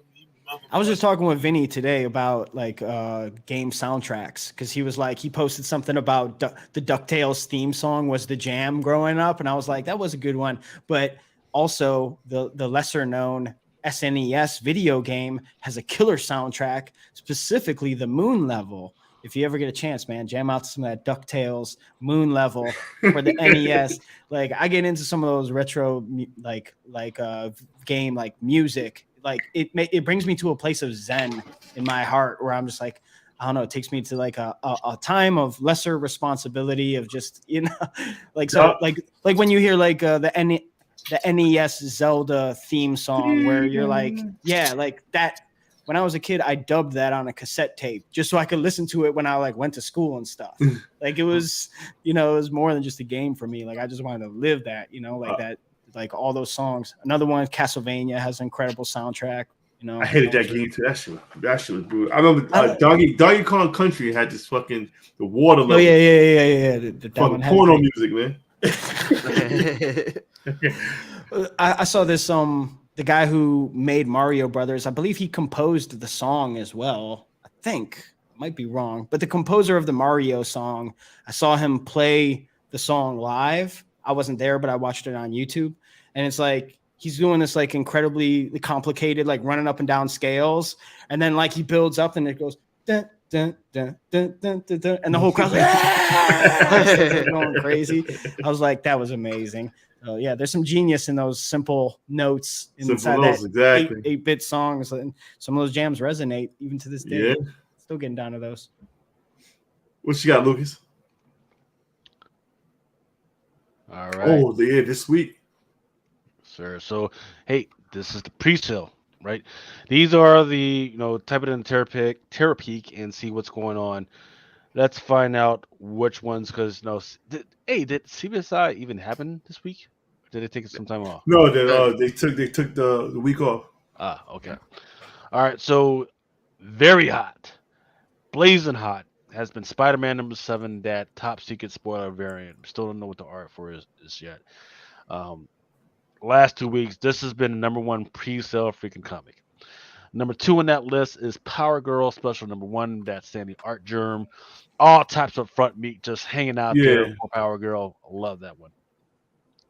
Is there a version for this? No, I haven't seen one yet. If there is, I haven't seen one yet. Okay. That one topped out around 37 for the last 7 days. That's like around 100 within the last 2 weeks.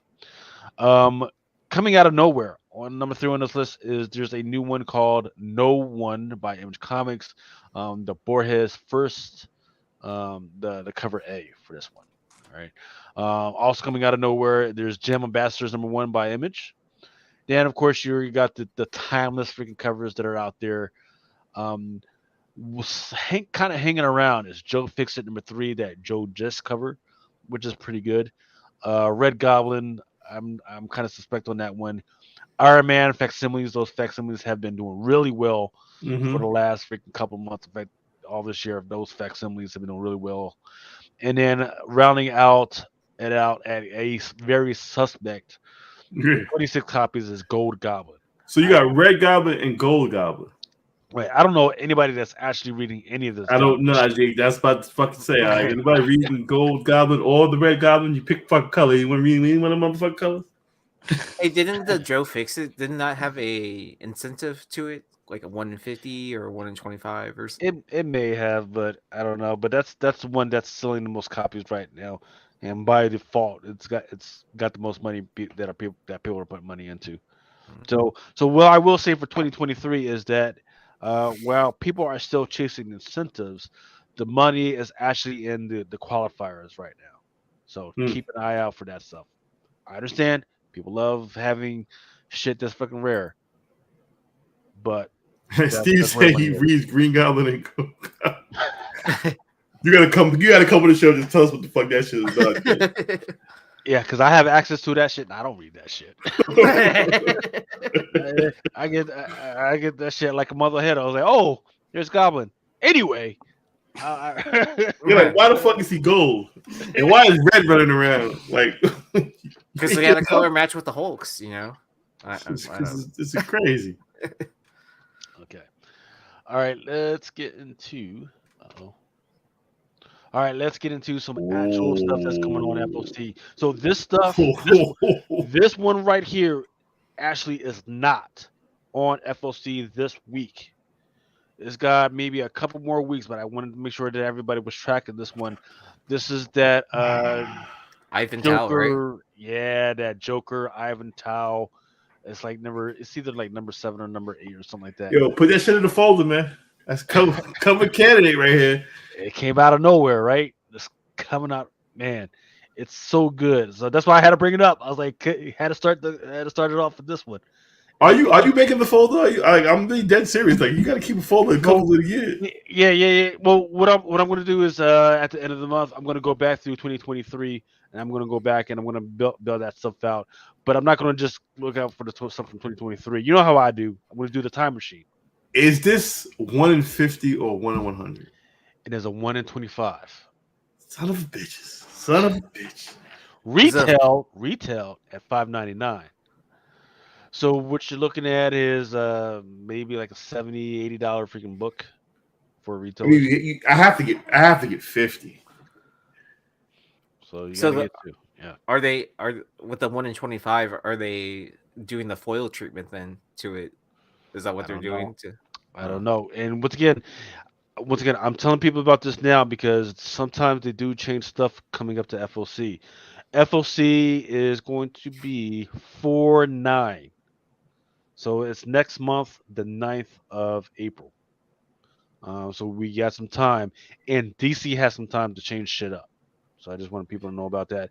If they do some stupid shit like make this the fucking open order, I'm fucking go to DC headquarters, break somebody fucking neck. Let this live. Let this be what this is.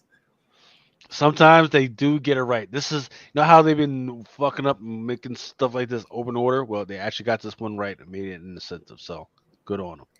Right. This gotta be. You got to make this one in 50. So it's got to be Casada starting to take over now then for DC doing. They're just gonna put a trade dress on it. That's all.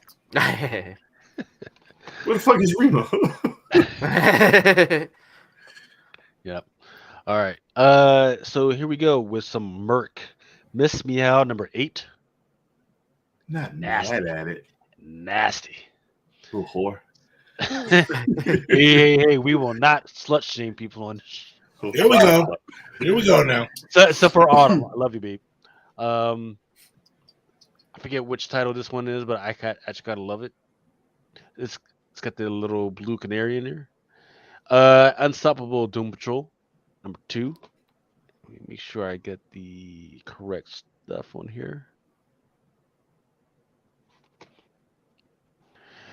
Lazarus Planet's Revenge of the Gods number 3. Also Kirby-esque. Right. So this one is an interesting, weird one. It's the Superman Lost. It's the storyline where he's been lost for 20 years, and it shows what happened while he was lost from that one. There's some new aliens in there, and there's a new character called Victor. That's all we know about. Victor. That's fucking name. Yeah. Right. Fucking villain. He's a fucking Victor. Well, we don't know. We don't know yet. We just know that his name is fucking Victor, and he ran Superman up and down like he was a real man. Like, hey, I understand that you're freaking lost, but you got to get the fuck off my planet and run him off. I mean, Victor. You run off my planet by motherfucking named Victor. Victor Maitland. Just since we're on Superman really quick here, let me just put this out in the universe because I mentioned this last time that I had an interview, and I just want to continue pumping this. But I'm from Cleveland, which is the home of Superman, and we have a human-sized statue when you get to the airport and you come in the airport. They've got a little statue for Superman. Come on, guys, Cleveland, let's step our Superman game up. Superman is a boss out here. We need something. We need a real dedication to Superman in Cleveland. Just like they've got the Christmas Story house. That's a huge tourist attraction. Why does the Christmas Story house draw more people than Superman in the home of Superman? So come on, guys. Let's put it out there in the universe. Let's step up our Superman game, Cleveland. Well, because you can't have the statue out there 365 days. If the other joint, the Christmas Story joint, is supposed to be like a Christmas stuff. Like shit, hey, during Christmas, I go fucking visit and stuff. They need to have like a Superman fucking birthday where like, I'm gonna go. Yeah, something for it to revolve around, like a holiday or some kind of like something. But we do have the Rock and Roll Hall of Fame, so we've got some comic powerhouses that have come through Cleveland, whether that's Robert Crumb or Harvey Pekar, or I'm a big fan of Durf, and Superman is that guy. So just want to get Cleveland a little bit more pride so that we can grow our comic scene there a little bit and take pride in our accomplishments. Yeah. Is this his new suit, or is this like some negative space shit? they didn't really explain in the story why the fuck his shit is fucking white. It It doesn't looks start. good. Yeah, it doesn't start out as white. It starts out in this normal suit, but then all of a sudden he just flies off and he's in a white suit. Victor fucked him didn't up that explain bad, huh? Yeah. It's because he doesn't power from the sun anymore. You know, he's on a different planet. Took his stripes. Yeah. Victor beat the blue and red out of there. So the white suit, that's a cover A by Carlo Pagulayan and Jason Paz. This one is the 125 by Howard Porter. And like I said before, the retail on the white suit, that's actually $4.99. The one on the 125, that's $5.99. So the retailers are going to have to get creative. What I would do is get a whole bunch of these, like 25 of these, because it's $4.99, because it's actually returnable. So that should make that cheaper for them in the long run. It's interesting to think about, you know, what's Superman's value when you strip the blue and red off him. You know, it's like, is he still Superman? And I mean, they have the little remnants of a logo on there, but like, do collectors want, you know, a white, you know, outfit Superman? You know, or does that make it more attractive for you guys, or what? I like the white. You like the white just because that's like a one, like, because it's new. Because it's new. Yeah. Stands out. It probably stands out. Yeah, for sure. Oh, I forgot to mention one thing about this one right here, that the Unstoppable Doom Patrol. It is a glow in the dark. Oh, that's cool. Yeah, right. I wonder what glows in the dark. Is it the gold that glows in the dark, or maybe like the mask, probably? Yeah. I mean the wrapping, the bandages, whatever. It doesn't strike me as one of those, like, you know, purple green, like, you know, things you see at Spencer's on the posters or whatever, like black light, or like a black light type of art. So yeah, this would be interesting to see it glow. Right. Last time they tried that black light shit didn't work. Right. And this one was a 125 by Mike Cho. That's your cover A. That's your 125 by Paz. Sandman Universe has actually got quite a few freaking covers going for it. This one is the 125 by Raphael Albuquerque, which is it's okay. But this one right here, this is the 150 by Yoshitaka Amano, and it's a foil. Okay. Oh shit! Comic chef, appreciate you, man. Man, look at these motherfuckers coming through. Man, you guys are awesome, man. Love you guys, man. That actually makes my freaking week, man. It really does. You have no idea, man. Yeah, man. Big shout out, man. Week, man. And now here's where it gets a little crazy. Yeah, Jenny Frizen, 1 to 100. Okay. So our last 1 in 100 was like yeah. So last 1 in 100, it blew up. But that was an amazing cover. This man. Yeah. I don't know about this one. This is like her shooting in the work, right? Right. So what I will say is that there are some new villains in this one. Victor.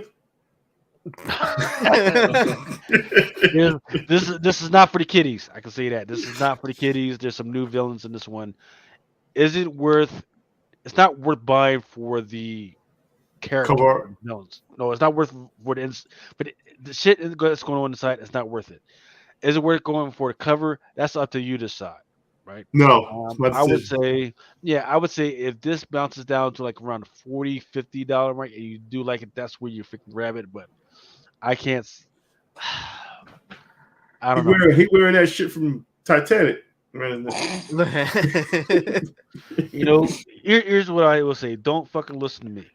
Don't fucking listen to me. But what I was talking about earlier about some certain stores not having enough capital to buy whatever the fuck they want anymore, is going to apply from here on out. So buying shit like that will not come as easily for some of these stores from here on out. So here, fuck this.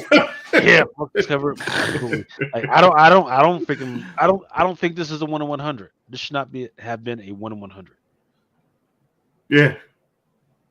I don't know. No, I don't think this is going to be freaking. The skull shit she did, the last one, that was fire. Yeah, this ain't going in the folder, right? This ain't going in the folder. Oh shit! What the fuck's going on? Because there's another one. See if I still have it. I'm gonna have to bring it up. Because there's another one that's a wraparound, and it's just an open order. Oh, where'd it go? Yeah, that looks good. But it's the same as because the 1 in 50 is a foil. I mean, yeah. It's cute. A lot more going on in this one. All right. Batman Incorporated number 7. I like this piggy motherfucker. I love Professor fucking Pig. His first appearance was Batman number 666. It may be, other than Punchline and Joker and Harley Quinn and Poison Ivy, for me, he may be the most intriguing villain right now. I like this. I like this dude. So he's all over this one. And what's interesting is also there's this one, which is a Miko Cyan. That looks good. Really good as well. In fact, I think this one is in open order. Damn it, man. I'm not. That's good. This is really good. Yep. So yeah, it's a cover B by Miko Cyan. Open order. And then here we go with the 1 in 25 by John Timms, the design variant. Fucking Ronald McDonald going crazy. So apparently his name is Dusty Bronco. Dusty Bronco. Okay. Hey, you remember Stir Crazy? Yeah, yep. Remember the dude that was the clown? Right, talking about riding the bull. It looked like something Tiller put in Ronald McDonald on crack. Are you guys? You're describing a juggalo. Right. How do the juggalos feel about this cover? Ronald McDonald from Ohio. The Juggalos did do that Western film, right? Oh, did they? Did they really? Yeah. Yeah. The Juggalos have subsects of, they got the cowboy Juggalos and it's a whole culture. I know. I'm a former Juggalo. I'm a current Juggalo. I'm down to the clown with them till I'm dead in the ground. Is that what they say? Twisted. You know Twisted, right? Yeah, Twisted. Yeah. They had a comic. Yo, when I tell you those fans for that comic are rabid fans, bro. Yeah. They love that stuff. Don't get me started on ICP. I love those guys. Yeah. Those guys have some of the most amazing storytelling in hip hop. I mean, got 7 albums that tell like a whole storyline. Like it's really crazy. Those guys are the horror shit, right? He's the only clown going crazy. Yeah, I was thinking that too. I don't know, man. I don't know, man. I might have to grab it. What is it? Dusty Bronco? Dusty Bronco. I mean, I'm intrigued. The design is not bad. It's just pretty cool. Not terrible. It's funny. It just threw me off. You're like, man, motherfucking Lucas didn't warn me or nothing. He just put the cloud up there. This is a 1 in 25 or open order? This is a 1 in 25. Really? Dusty Bronco got a what? Now the solicit says this is going to be the first appearance of the Joker Inc. So just like there's Batman Inc., there's a group called Joker Inc. Well, Dusty Bronco got to be in Joker Inc. He might be the good guy though. He might be. Dusty Bronco might be. He got the hear ye in his left, so he might have to. He might have to. He might. I don't know, man. He might be a good character.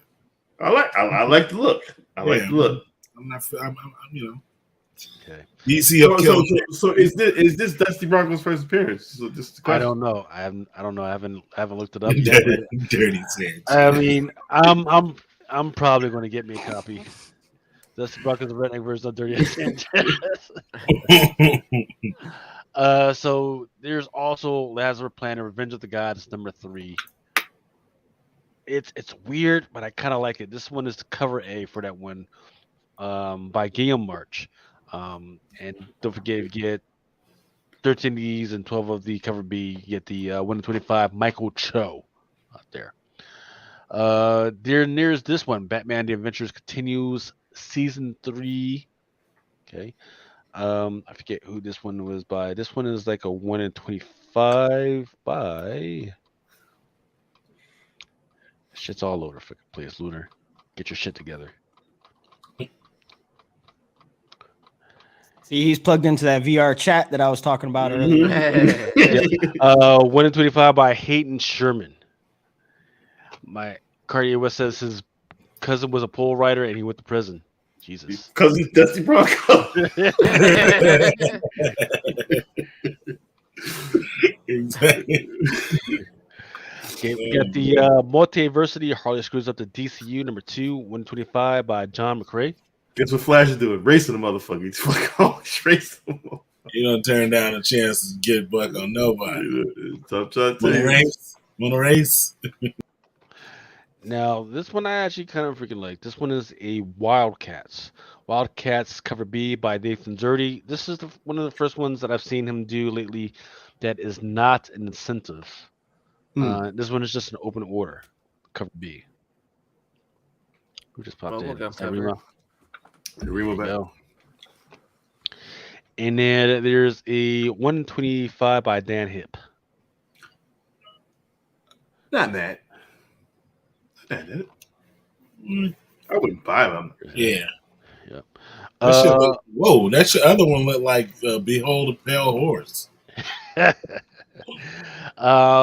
Also by coming out through Lunar, American Mythology and Monsters number 3. This was so. This was so. Yeah, see. Titties. Always on time, motherfucker. That was art though. Extreme X-Men, number 5. I'm trying to remember. No, it's not this one. It's X-Force that has something going on. Here we go. Another incentive. Let's see. I don't like that homage. No. Yeah, that goes pretty soft. You Yeah. gotta go. You gotta go hard. You gotta go real hard. Like she got fucking pin. Like remember, I used to fucking take knives from your cabinet and try to act like he Wolverine. That was snake knives. Yep. Yep. That's what the artist did, right? Take a picture of themselves and then, like. Yep. So this one was a 1. Excuse me. This one was a 1 in 10, and this. That's a good. Is this AI art? It looks like you're right. I can't. I don't know. help AI would be a little better than this. Yeah, I was like, That's he what I'm was saying. Like these past two, like this one and the previous. I don't like to knock artists' art, but like, come on, man. Like, are you serious? they use the version 1 of that one. Yeah, Midjourney 1. Midjourney 1. No, but for somebody, this is it though. So, but for me, like the previous one, like, come on, man. Motherfucker had a computer. Computer could have handled Midjourney 5. But had to get that one shit going. You need to upgrade your sound card. This is dope. Yep, this one is Spawn number 340. I can't believe they're still going on this fucking long. Yeah. It's the cover A by Spears. That's dope.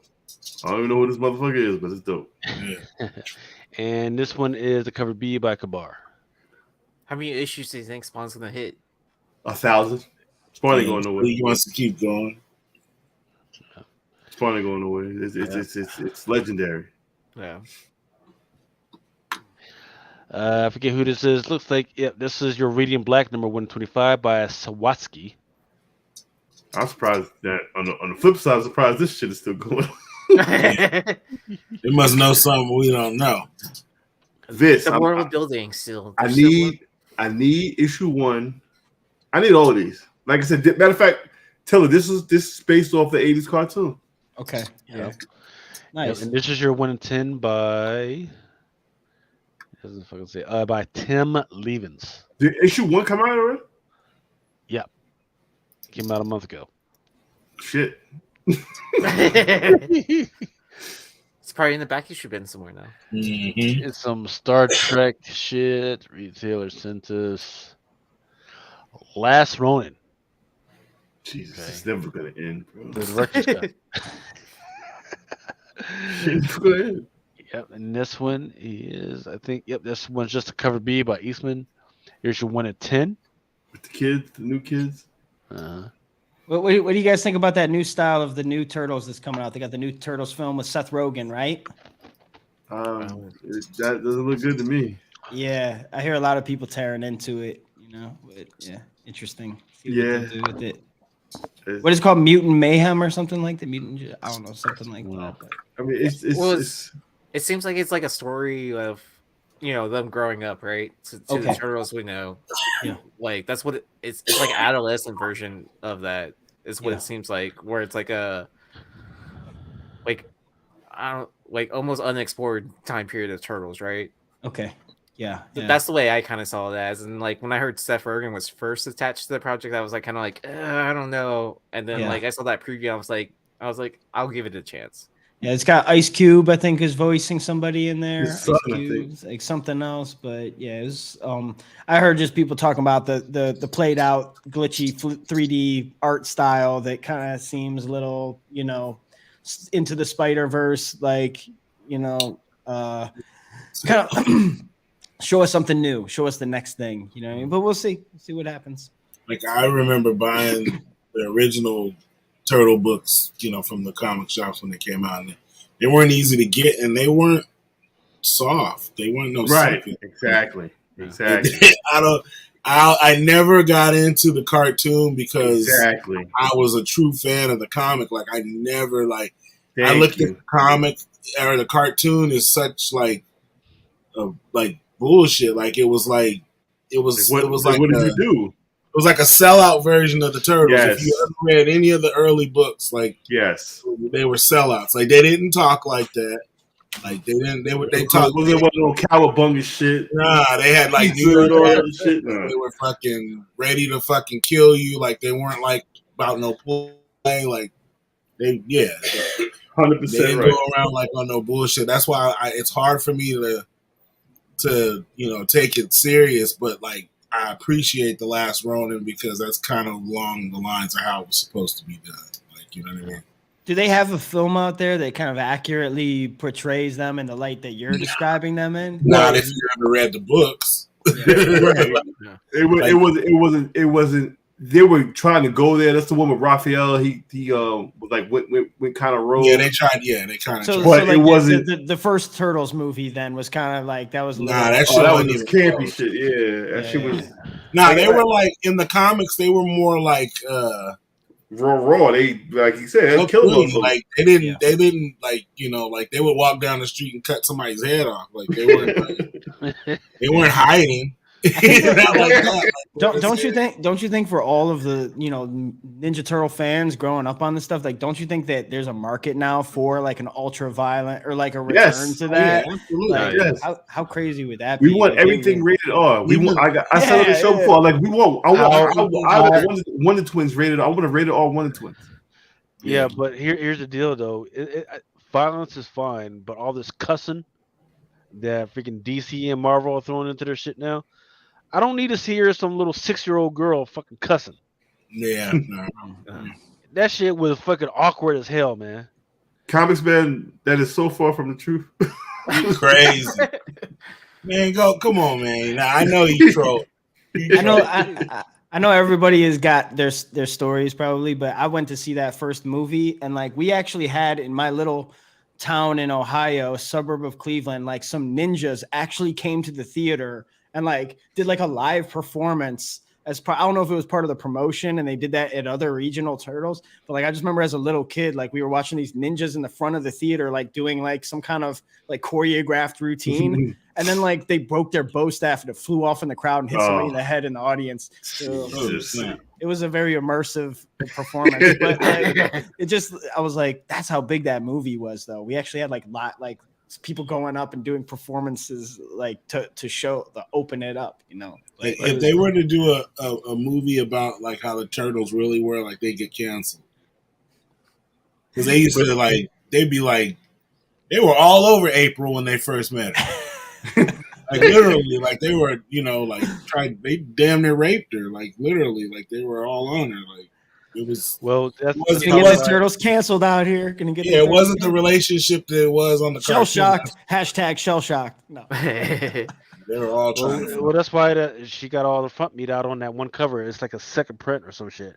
Yeah, they're all over. She was like a object in that book.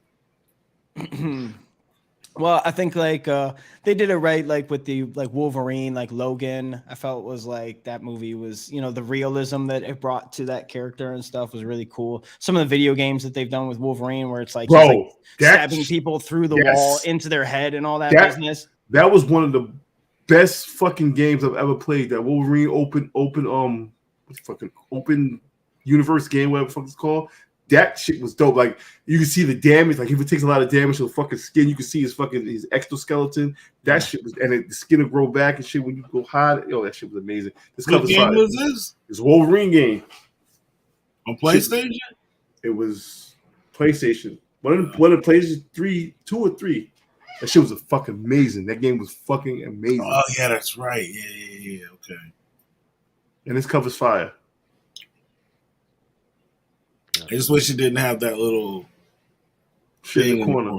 Yeah. Well, I might counted 5 turtles. Did I miss something? Yeah, Jenica. Where's Jenica. Oh, okay, yeah, that's a new one. The one that looks like Wolverine. Oh, okay, I see. I missed that chapter, but yeah. Oh, all right, here we go. This is the 1 in 10 by Del Mundo. I'm not mad at it. Yeah. Liquid Killer. This is a good read. I'm telling you. Where's Bolo at, man? He needs to tell us what the fuck is going on with freaking Whatnot and their shit. There's rumors that they're trying to fucking cut deals with Hollywood. Somebody in Hollywood, man. Wolverine Origins Xbox. Well, was it on PlayStation as well? But Wolverine, it was called Wolverine Origins. That shit was dope. Hollywood and Whatnot. I mean, I don't know. They're trying to. But I wish the best.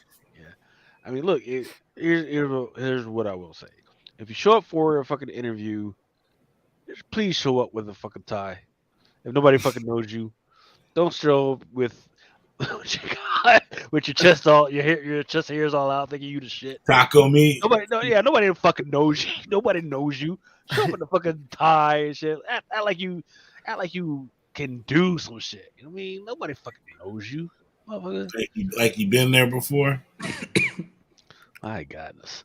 You gotta show up like Zuckerberg nowadays, right? Yeah, like, everybody wants yeah, everybody wants to be fucking Zuckerberg. Oh, fucking Zuckerberg shows up in a hoodie. Yeah, his hoodies are like $1,000 a piece, man.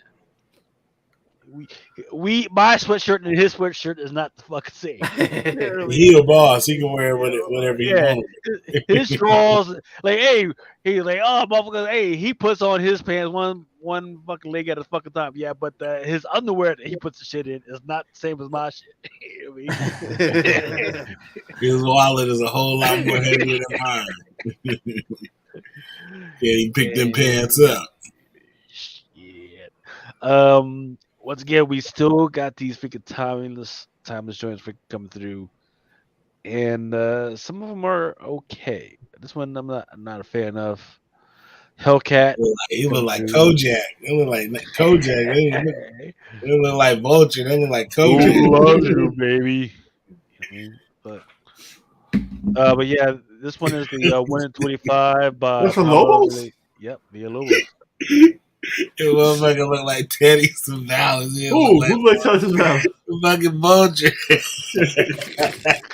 Teddy Savalas. That's a name I heard in a long time. Yo. He said, "Who loves you, baby? Loves you, baby." Oh, Teddy Savalas. Oh, shit. Oh my god. This is. Did we do this already? No. Not this one. We had several Nightcrawler covers on here, but this is the first time that this particular art is on here. So Nightcrawler's Wolverine, Ed?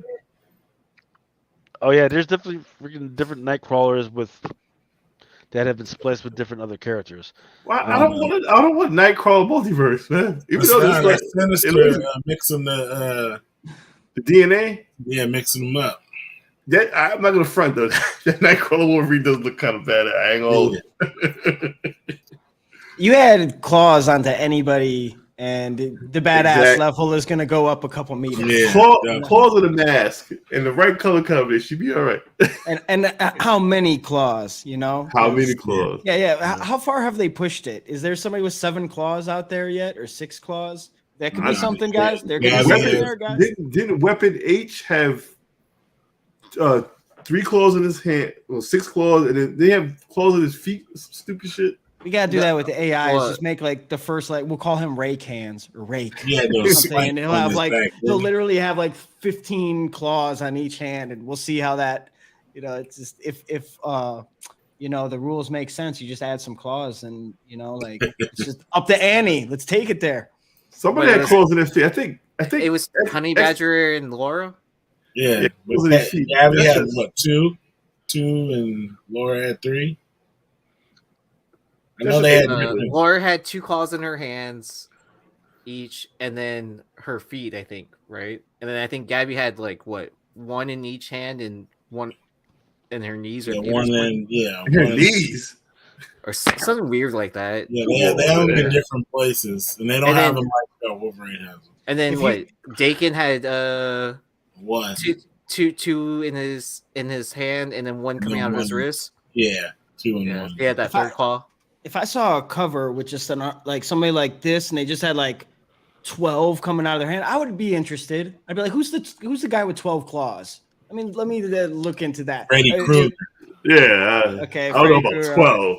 No, that's what I'm saying. Just something so ridiculous that you'd be like, see how that works. I mean, even with Freddy Krueger, we thought that shit was nice. I'm saying you can't go wrong. You kind of can't go wrong with the gloves with the claws, man. It's Freddy had the Illmatic gloves. And now you look at these female rappers out here. They're out here looking like Freddy Krueger with those Cardi B fingernails and all that. I like that look though. I think that's dope. But it is not. It is terrible. Because here's when the pandemic first started. How you wipe your ass? Exactly. That's the first thing I thought. I was like, man, this pandemic started because these young ladies are out here with these fucked up fucking claws, and I know they can't fucking with their fucking. Can't wipe your ass. I never thought beyond just the visual aspect, but now that you think about it, a lot of those practical, it's like, how do you anything in life? You know what I'm saying? I don't know. Unless they had a bidet. Okay, because once one of them tried to explain, well, I wrap the fucking toilet paper around the fucking nails. I was like, okay, but you're fucking cutting up the fucking toilet paper and shit. Yeah, that's you're basically putting the nails right on the fucking shit. That's a nasty bitch. Yeah, my brain is going crazy. That's when you invest in a bidet. Yeah, shit. You know these motherfuckers. They got the money for bidet projects. Man. They'll pay $1,000 for fucking Birkin, or actually $6,000 for a fucking Birkin, and $200 or $300 for whatever other shit. But they ain't fucking putting no money in their house, man. They had a bidet. Cost a house. They had a bidet in the project. The toilet was broken. Yeah. I mean, some of them ain't even got enough money for no toilet paper. So this one is a 1 in 25 by 10. Really, 1 in 25. Now I'm peaked. It might be one to chase after. Yeah, everybody ordered 25 for the Nightcrawler number 3s. That many people reading that shit. Yo, they did my Sandman. This one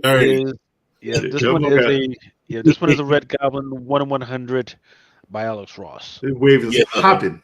He definitely goes to fucking sleep with a nightcap on. That do-rag. That do-rag game is fire right there. My man look like Jim Brown right there. Circa 63. I'm saying, my first impression, when did they make Sandman black? This is they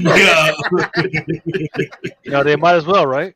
Because his wave is on fucking 25 right now. Ooh, right there. Let me see the color version. Yeah, right.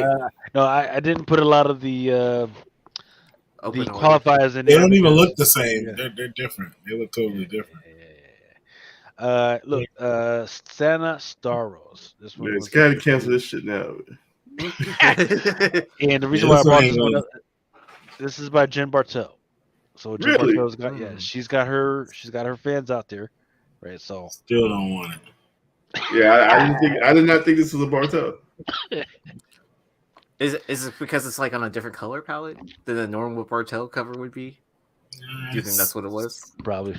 There you go, Yoda from Ohio. Yep. 1 and 25 by Okazaki. Okay. Nah, that's Yoda from the back. why my boy look like he just got done fucking? You know what I mean? Yeah, that motherfucker look like a homeless. Like he looked like the homeless dude at the end of my block, the one that sits on the couch. He looked like he was fucking, and then he heard a noise at the door, so he got a fucking. He got him with the strap. Like what? Don't look out the window of the door with the gun in it. Did you guys see they just actually made like the working lightsaber and they like debuted it at Disney something or other? Did you guys see this video? I thought that they made the working lightsaber like 25 years ago. Like I thought that's been, but I saw the headline just recently, like in the last week, like working lightsaber, and it's pretty cool. It's decent. It operates cool. It just does the whole thing, and you can do it on command. Might be worth a search. People leave that shit at home. Don't bring that shit to the fucking Comic-Cons, please. Put somebody eye off. No, I don't want to be in line, and then we gotta fucking stop everything and evacuate everybody because you swinging your fucking magical stick around. Is this 125? Yes, this is 125. So Up and Down is asking Star Wars keys are plummeting. They've been plummeting. Okay. Anybody talking about this? So here's the interesting thing. Like I remember exactly when the DC shit started fucking plummeting and everybody stopped giving a fuck. It was around the DC wedding shit, right? Once that DC wedding shit fucking went down and there was no wedding, people stopped giving a fuck about DC. Was that the Batman, Catwoman shit, the invitations and all that dumb shit? Well, people are throwing parties and having cakes and all that shit. And what's bad about that is because DC encouraged that shit. Yeah. Right. What I don't know is when people stop giving a fuck about Star Wars. I can't pinpoint that shit.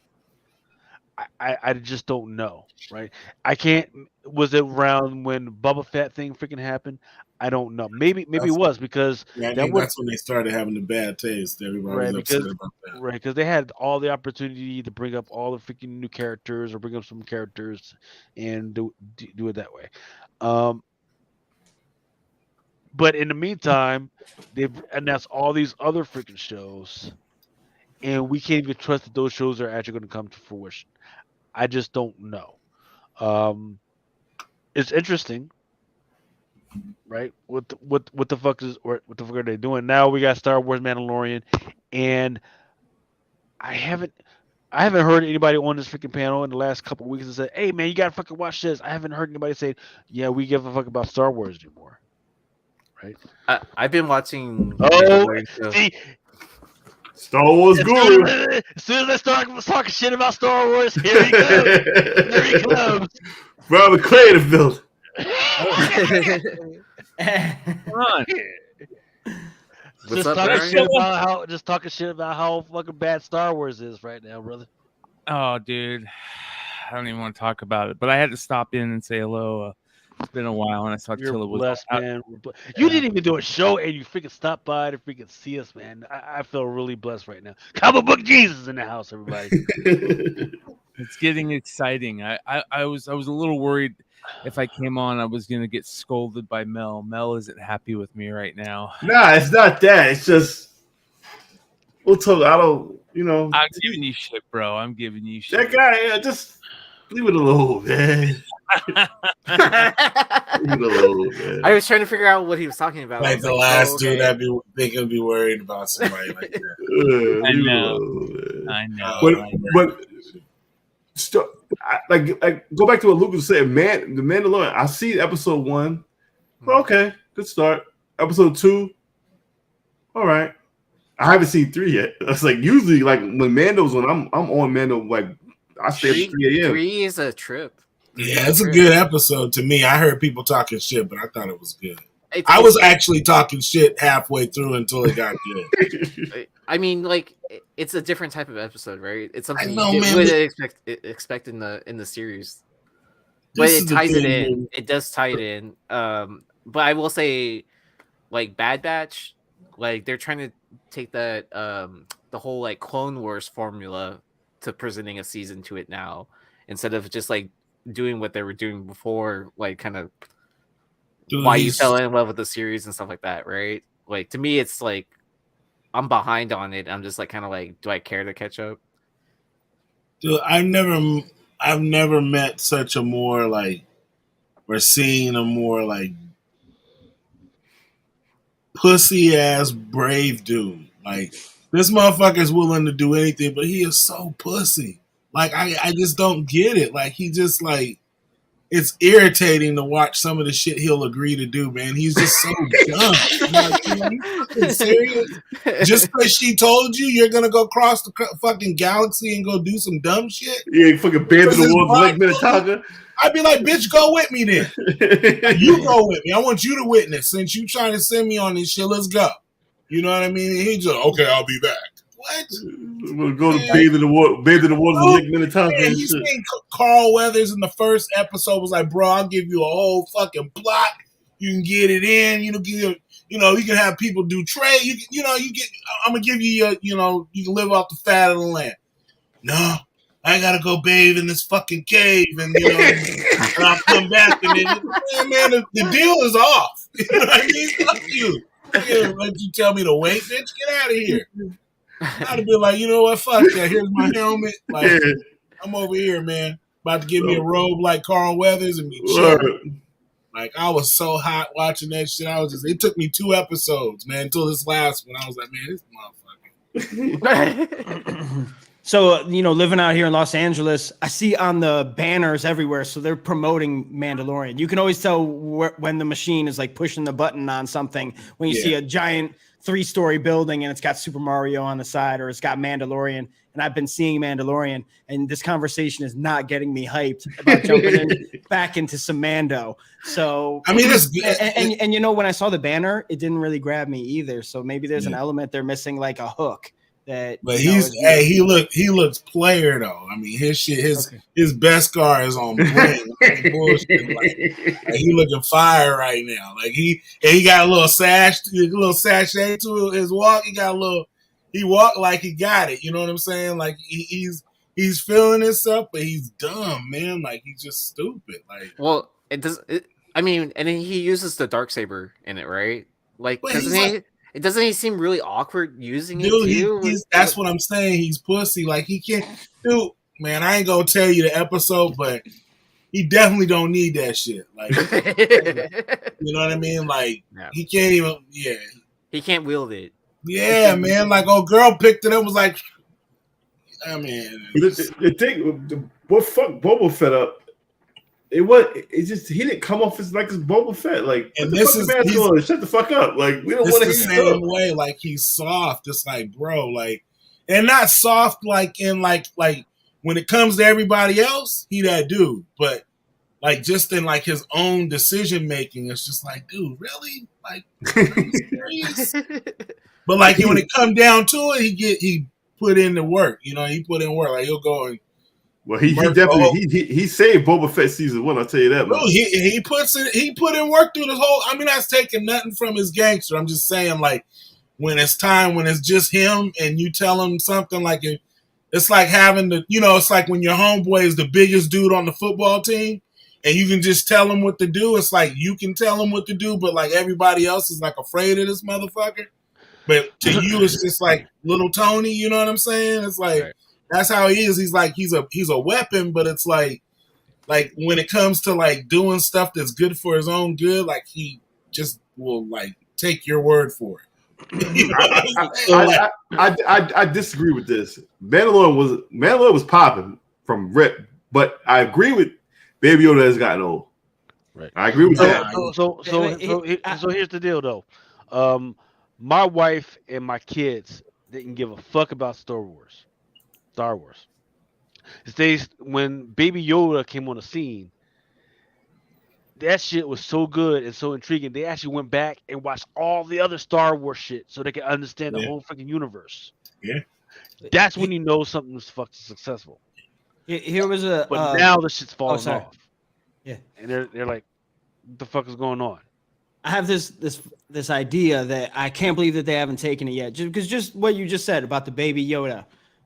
Why don't they introduce Baby Vader. Could be a hit. Baby Vader. Well, they did already. Oh, did they Yeah, really? Okay, he was on okay. the. He was on. He was in the episode desert, 1. racing cars and shit. Yeah, he was in the yeah. But little like speeder. Baby Vader, because there's that movie Boss Baby or whatever Oh, that yeah. is. So that's what I imagine, like little baby Vader. No, that was introduced, like, Spaceballs. Hey, Spaceballs. oh That yeah, was- like it's like yeah, exactly. But that's funny because the banners that I was telling you around town when you're driving around like LA, it's all Mandalorian, and I'm like, where's the star of the show? Like, I mean, like, it's Mandalorian, but yeah, baby Yoda is a big part of this. So like, he was absent from the banner. It's just a big like Mandalorian dude, and I was like, do they have something to lean on? Like, do they have like I said, like a hook? Because like Baby Yoda was always the hook. And like, what's the new hook? Yeah, and he got and Grogu. Nobody fucking calls that motherfucking Grogu. That motherfucking Baby Yoda for life. Goddamn. I was like, boy, he was like, your name is Grogu. Like, yeah, Baby Yoda, man. now everybody can understand him. You notice that? Yeah. When he talks, everybody knows exactly what he's saying. I'm like, oh, you guys speak his language now? Like this motherfucker. Yeah, that's crazy, man. But this is a 1 in 25, though. I mean, I know this is going to be hot. People are going to be on it. It looks good. Yeah. Oh, badass Yoda. Motherfucker need a manicure. Let's go through. All right, Red Zone by AWA. Oh, shit. It's fucked up. I still haven't read it, but I'm still intrigued by that Babushka joint. I gotta freaking get that joint. Liquid Quill, whatnot. Mm-hmm. Liquid Quill. This is the Virgin cover. More Alex Time Ross to collect this joint. Mm-hmm. Captain America Unforgiven. Motherfucker still making books. I thought he was dead, man. When we still telling stories about this dude. Yeah. Let's take this as I forget which one this one is. Here we go. World Tree 33 #1. This one is a Frizzen joint. So many fucking store variants for this book. It's killing it, man. Yeah. Killing it. When is this actually released? Let's see. Make sure I get this one. Control. I did see Drew's. Didn't Drew have a Jean Jiang variant for this? I might be wrong. Oh no, his was it John Jam? It's just I can't even keep up with so many of these shits. Yeah, it's getting tiresome. And what Birdsee's doing is Ivan Tao? So this one right here is the Frizzen. There's a 1 in 10. This one is the 1 in 10, and it's coming out on April 12th. Okay. So there's gonna be a lot of them out there, man. A lot of them out there. So yeah, excuse me. Yeah, this one was the 1 in 10. This one is the 1 in 25 by Sinkowitz. What the fuck? The Frizzer should have been the 1 in 25. That's it looks good, but it's not gonna be rare. This is your 1 in 50 by Orzu. Okay. Sexy. Now, tell me you don't remember what this is a homage to. Nice House on the Lake. Yep. In fact, I think I might start scooping some of those up. This one is the 1 in 100 by Jokes. That's badass, actually. I don't like it. Like all the 100s are Tinian homages. Like I think 2 is Sick, and then 3 is like Department of Truth. They're doing a win for 4, I think, something like that. I'm not impressed with that. Let's see. I want to make sure that I get this one. Is that the next one? No, that is not the next one. So let me bring this one up. Maybe I didn't have it earlier. Because there's a Momoko. Really? Yep. Yeah. And this one is the 1 in 75. Nah. I kind of like it. Yeah, I like it too. Stockton to Malone for me. I know. So definitely a lot of options because you would get the retailers would get one of the 1/100s. They get one of this 175. Then we get uh two of these, right? And then we get four of the no, two of these, and then they get 10 of these. So a lot of good options. What is this book about? World Tree is about in 1999. Gabriel and his friends discovered the Undernet, a secret architecture to the internet. They charted their exploration on a message board called the World Tree. Then they lost control. Someone broke into the World Tree. Someone who claimed the violent hold the Internet had on them. At great personal cost, Gabriel and the others thought they sealed the Internet away for good. They were wrong, and now they would know the meaning of fear. So this is John Wick meets the Matrix. Yeah, John Wick meets the what's the name of the fucking underworld of the internet? The Darknet. Dark web. Yeah, Dark Dark web. Web. Yeah. Some girl with the dragon tattoo Right. in the mix. Right. I don't know, man. Yeah, I might. I mean, I like. Is this the one that Bird City has the cover too?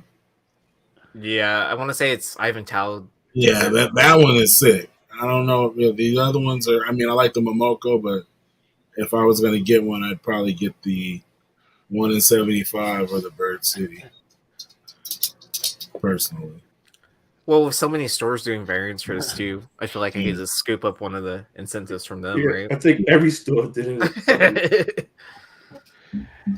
It's probably Mojo epic. quit They do a earlier. fucking poo.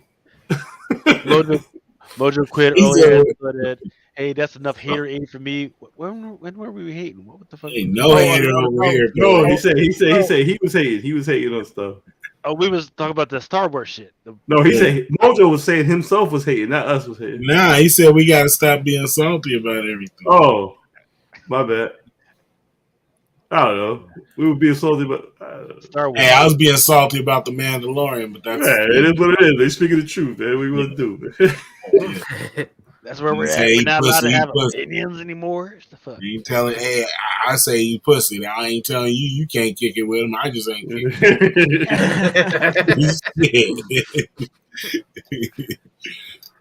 This looks good. Yeah.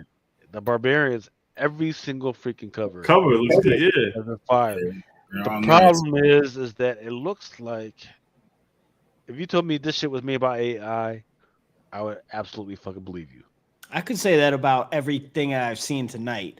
I've been looking at it all. I'm like, yeah, I think AI has done something similar, or could do that, or could do that, or could do that. I don't know Yeah, about those Alex Ross's joints. Them joints is Not the freaking- Alex Yeah, Ross, yeah, but yeah, there's yeah. definitely a lot of books that I question, like not necessarily if it's all AI, but just the process in doing this it. Like, one, yeah, this one right here, definitely.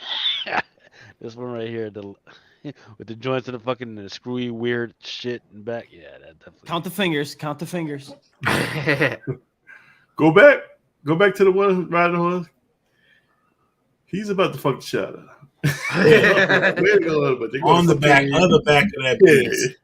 You go to some cave, he's gonna get it in. Yeah, like you gonna get it right quick. Let me go ahead and push this laundry to the side. Yeah. Move that loincloth. He's in the line. Slide this shit out the bed, right? Is this a Matina? Is this a Matina? This is homage? a Tony. I don't know. It looks like it, right? That is This is Matina. Tony Fleeks, right? Doing his thing. Wait, isn't it to Mulan? Ooh. Good call. Oh, yeah, it is, huh? Yeah. Yeah. I think so. Yeah. Yeah, I mean, Speaking because yeah, it's dark, right? So they're doing like whatever on the spoofs on Disney Disney. cover. Yeah. Yeah, I mean, you go to that well, man. Keep going to that well, man. That well going to run y'all sooner or later, man. So as long as you get water from there, fuck it. To balance any haterade that I put out there tonight, I like this. This is something cool. I like the concept of it. It makes me wonder, like, what's going on with these two, the duality of these two characters. And then I like the simple style of the characters. If I saw that when I was a kid, I'd try to be like redrawing those little faces and the smiles and stuff. And then plus it kind of is a cool remix of the Disney style, like the Milan or whatever, where it reminds me of hip hop, like sampling and remixing and stuff like that. So like this cover is pretty cool to me. You should Google Gomorrah number 2, Francisco Matina. Let me know what you. If I can spell it. it'll pop up. It's pretty popular. And this one is a 1 in 25, by the way. Now, the best one that's a qualifier is this one right here. This is by Gansho. Wow. Oh, shit. That's fucked up. That's pretty Excuse me, it's by Rico Murakami. You got real teeth as opposed to the rest of them. This is all kind of fucked up right here. And yeah, that was late art that came out. All right. What the fuck is this? Know your station. Okay. But what was the one with those spaceships on? Yeah, that's the same book. Know your station. These are some of the qualifiers for it. Oh shit! Okay. I hate spaceship. That's a pretty broad statement. I mean, like I like Star Wars. That was spaceship, but like, what was that movie, The Black Hole? I don't know if you guys remember. That's from the 70s and shit. Black Hole, man. I fucking hated that fucking movie. Maximilian. I hated it. I hated that shit, man. I thought I was the only motherfucker that hated that shit, dog. I mean, I hated that shit. Like, yeah. And that shit was popular for a long fucking time. And Yeah, I could not stand that hated movie. that fucking movie. Yeah, And when I it think came on regular TV, like it came on ABC or some shit, I was so hot. Because then everybody was talking about it at school. I'm just like, man, I'm not feeling that shit. Yeah, I think if you saw like the early like 1980s David Lynch Dune, or if you saw Flash Gordon or something, you were Flash Gordon was off. badass. No, Flash Gordon was was badass. it? Was it? Oh, I love Dune was Flash ill Gordon. too, man. I fucks with those, man. Flash Gordon was ill when he played football against fucking Mings. It was pretty cool. Like going back and watching the Flash Gordon, yeah. And then it's got that good soundtrack too with Queen, classic, right? classic soundtrack. I mean, it was cheesy, but it was cheesy, but it was the right. on some Buck Rogers shit, you know. I sampled the song off of that soundtrack. There's like sample worthy. Oh, it's a nice little Queen dig. Yeah, for sure. It's got some dope songs on it for sure. Roger. Vinny in the building. Yeah, I fucking hate dinosaurs for the fucking passion. That and dinosaurs and magic. Yet he has a character in Marvel that's named they did that on purpose, man. I'm telling you, Another dinosaur. Right they knew there. I hated dinosaurs. That's crazy. Okay, First appearance of Mel the dinosaur. Yeah, I signed Signed by Mel. it. Fuck this. How do you not like dinosaurs? You must just be trying to go against the grain or something. Because Yeah, everybody likes because freaking dinosaurs. It's a lie. They didn't walk around looking like big ass lizards, bro. They were big ass birds. You got a point. I hate being lied to. Like same thing why I don't like magic. Magic is a fucking just big ass lie. You're telling me Santa Claus doesn't exist right now, bro? Come on, man. I hate Christmas too. So Santa Claus did exist. He was an actual man. Was he a dinosaur? No. He was a bishop in the Catholic Church. All right. In fact, we also know where he was buried.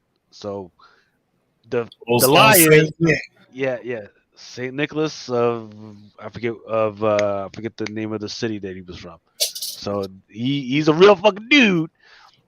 It's just that the whole shit of climbing down fucking chimneys and running around with deer and shit. He was bringing them presents, but he wasn't bringing them kind of presents. Yeah. Cue the X-Files theme song. The truth is out there, guys.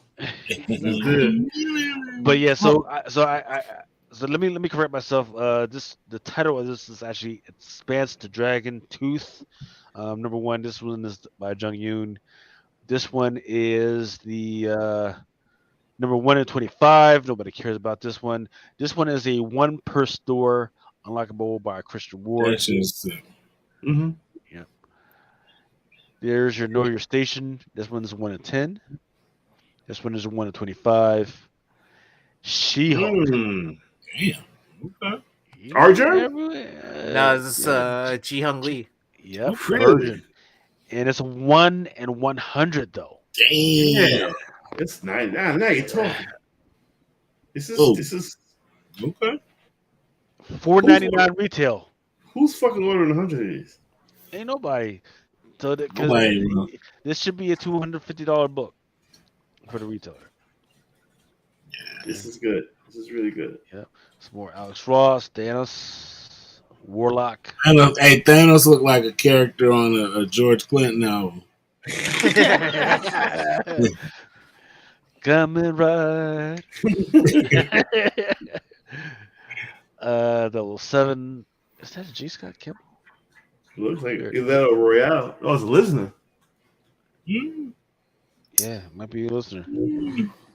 Look at him just touching his inner J. Scott Campbell. Yeah. Got him a little get to touch a little thigh on him too. Mm-hmm. Man, that's a big sign. Some Leroy Lee. I like that one.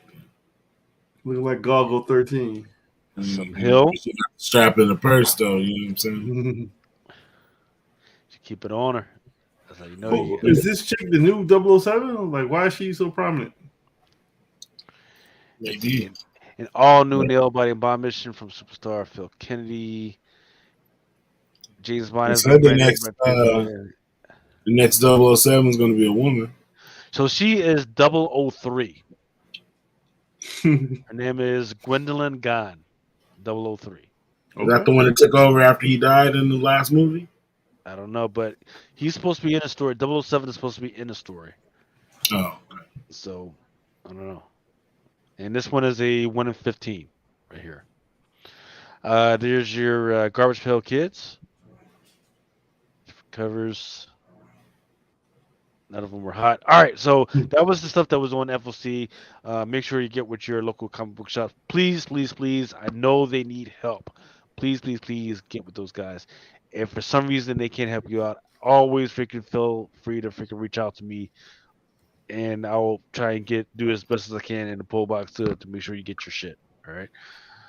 Coming soon. This is stuff that's coming out this week. This is one that we've been waiting for a while. That deceased Purple Prince homage joint. Yes, sir. Freaking love this freaking cover. I could have sworn that I would have freaking gotten it already. Hasn't freaking arrived yet. So hopefully it'll be at my house or like here soon. Get what this one is about. Dawn of DC. This one is the first appearance of Marilyn Moonlight. She's got a couple covers that's got her on there. This one is the design variant.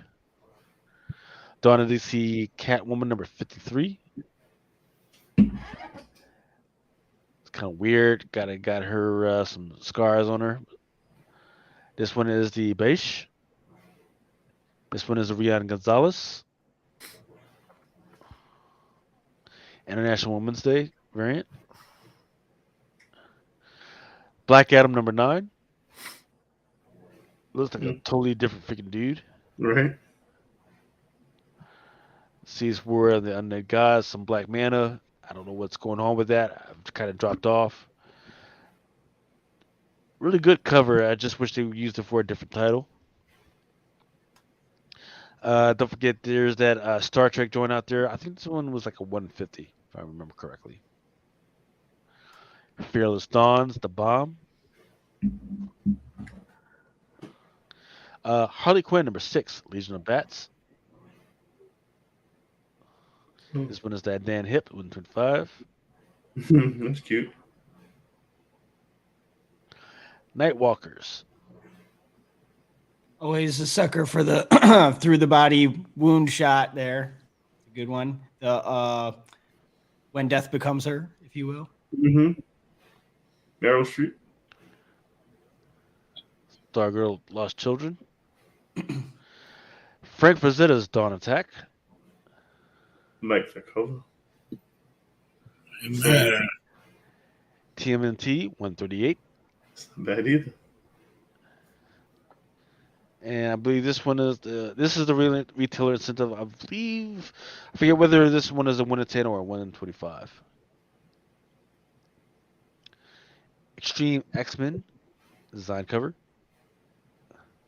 Storm the Brotherhood of Mutants. Yo, these covers. She got some dope covers coming out Yeah. for this issue, for this series. Yeah. Villa Lobos. Pop Scars. Remember this one, Mel?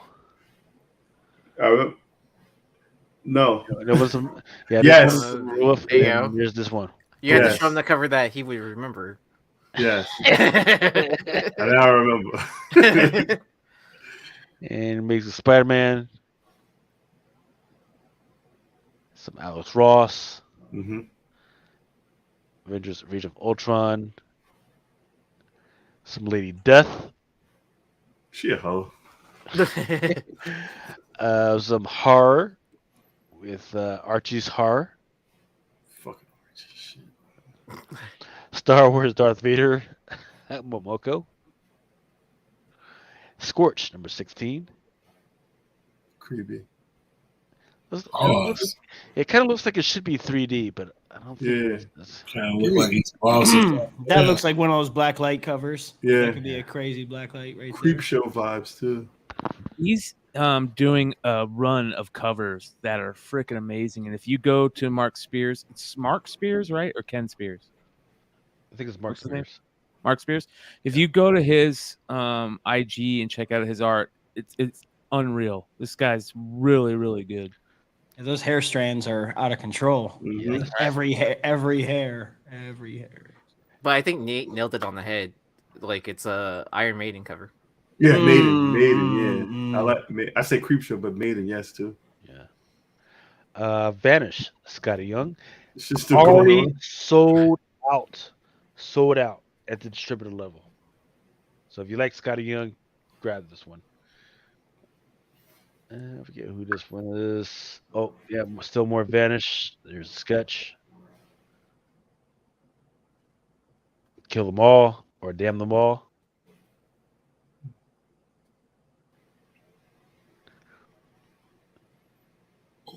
Dune. Grim. It's still going Some of these guys, they need to take an evaluation. Like after issue number 3, is anybody still reading your shit? Right? Power Rangers. Blue Book. That's pretty cool. Yo, her Blue Book's getting a lot of real good reviews. Told y'all. Yeah. Told y'all. Yeah. Gargoyles. How many covers? It's Dynamite, so you know, And if minimum I'm not- 50. Is that Billie Eilish? Yeah, I'm still trying to That get looks over the just fact. like her. It does, right? I'm still trying to get over the conversation I had with that dude at freaking. Oh, the Okay, retailer Comic-Con. summit. He was like, "Yeah." He was like, "I was like, man, what?" I was like, "What in your mind thinks that retailers are supposed to be buying 1,000 copies of this shit?" Oh, He was but like, well, it's all returnable. it's all returnable. I was like, yeah. but motherfucker, it's not like you return the cash to me. The money still stays in the diamond account. That's how they get you. It's that returnable for store credit, and it's like kind of like, well, if I return those all, with that store credit, I could order like books for the rest of the year from your store. Motherfucker's ridiculous. Yeah. Ridiculous. All right. Well, that was the last of the stuff that I got for stuff that's coming out this week. So what did we cover? Thank you, freaking Tila, for coming out to hang out with us. We covered fucking some of the craziness that was going on in the market. in the stock market. I tried to freaking tie it into the freaking. I did not do a good job with doing that because I'm drunk as fuck. I did the FOC. We just did some of the books that are coming out this week. Mel, did you want to talk about the sale tomorrow? Oh, how may we help you, sell? Here on this channel, 10 o'clock. I still haven't pulled books yet, but I don't know what I'm bringing. I know Josh is bringing some heat. Lucas is bringing some heat. Ninth, I don't even know if Ninth's coming through. I haven't spoken to him. I don't know what you guys want to see. You guys want to see some big boy books, or you guys want to see some like $10 book? I don't know what I'm doing. Right. I like Mike Tyson, man. What? Just see what I do know that I've got some cards, some Garbage Pail Kids cards that just came out this week. I've got a huge ass fucking box that comes up to my fucking chin. It's a toy box. It's a Thundercats. Really? Fucking car. Fucking car. It's a Thundercats card. The box comes up to my fucking chin. It's fucking huge. When the fuck did they get a car? I don't know. It's that But they- one that was put out by Secret 7. Was it Secret 7 or whatever? It's massive. It's the one where the little claws pop up and they shoot missiles out of the claws. Yeah, I don't even remember ordering that shit, but here we go. Yeah, we might have to have a discussion. Pre-sale, man. Hey, you want it? Come get it. Yeah. What about you, Brian? What got anything going on this week? Tomorrow night, while you guys are selling comics, I'll be doing Modern Comic Mayhem. And Sunday night, I'm hoping that maybe Stein will had some time to put together a list, and we'll try and run through a show with this week's list. Monday, I will be selling comics on my YouTube and Comic Book Shopping Network at the same time from 5 p.m. Eastern to 7 p.m. Eastern, which is nice. I did that last week for the first time, and it was good. It worked well. So I'll be doing that every Monday from now on from 5 p.m. Eastern to 7 p.m. Eastern, selling just really, really good books. And I sold a bunch of stuff. I sold like a 1 in 1,000 Iron Man Ramita sketch. I got a bunch of 1 in 300s, 1 in 100s, and a bunch of keys, major, minor keys, all kinds of stuff. So Mel showing everybody how it's done, selling on YouTube, and just jumping on the bandwagon, trying to make Everybody got to eat. Yeah. Have YouTube sales been better than whatnot? I sell bigger books on whatnot. I mean, on YouTube.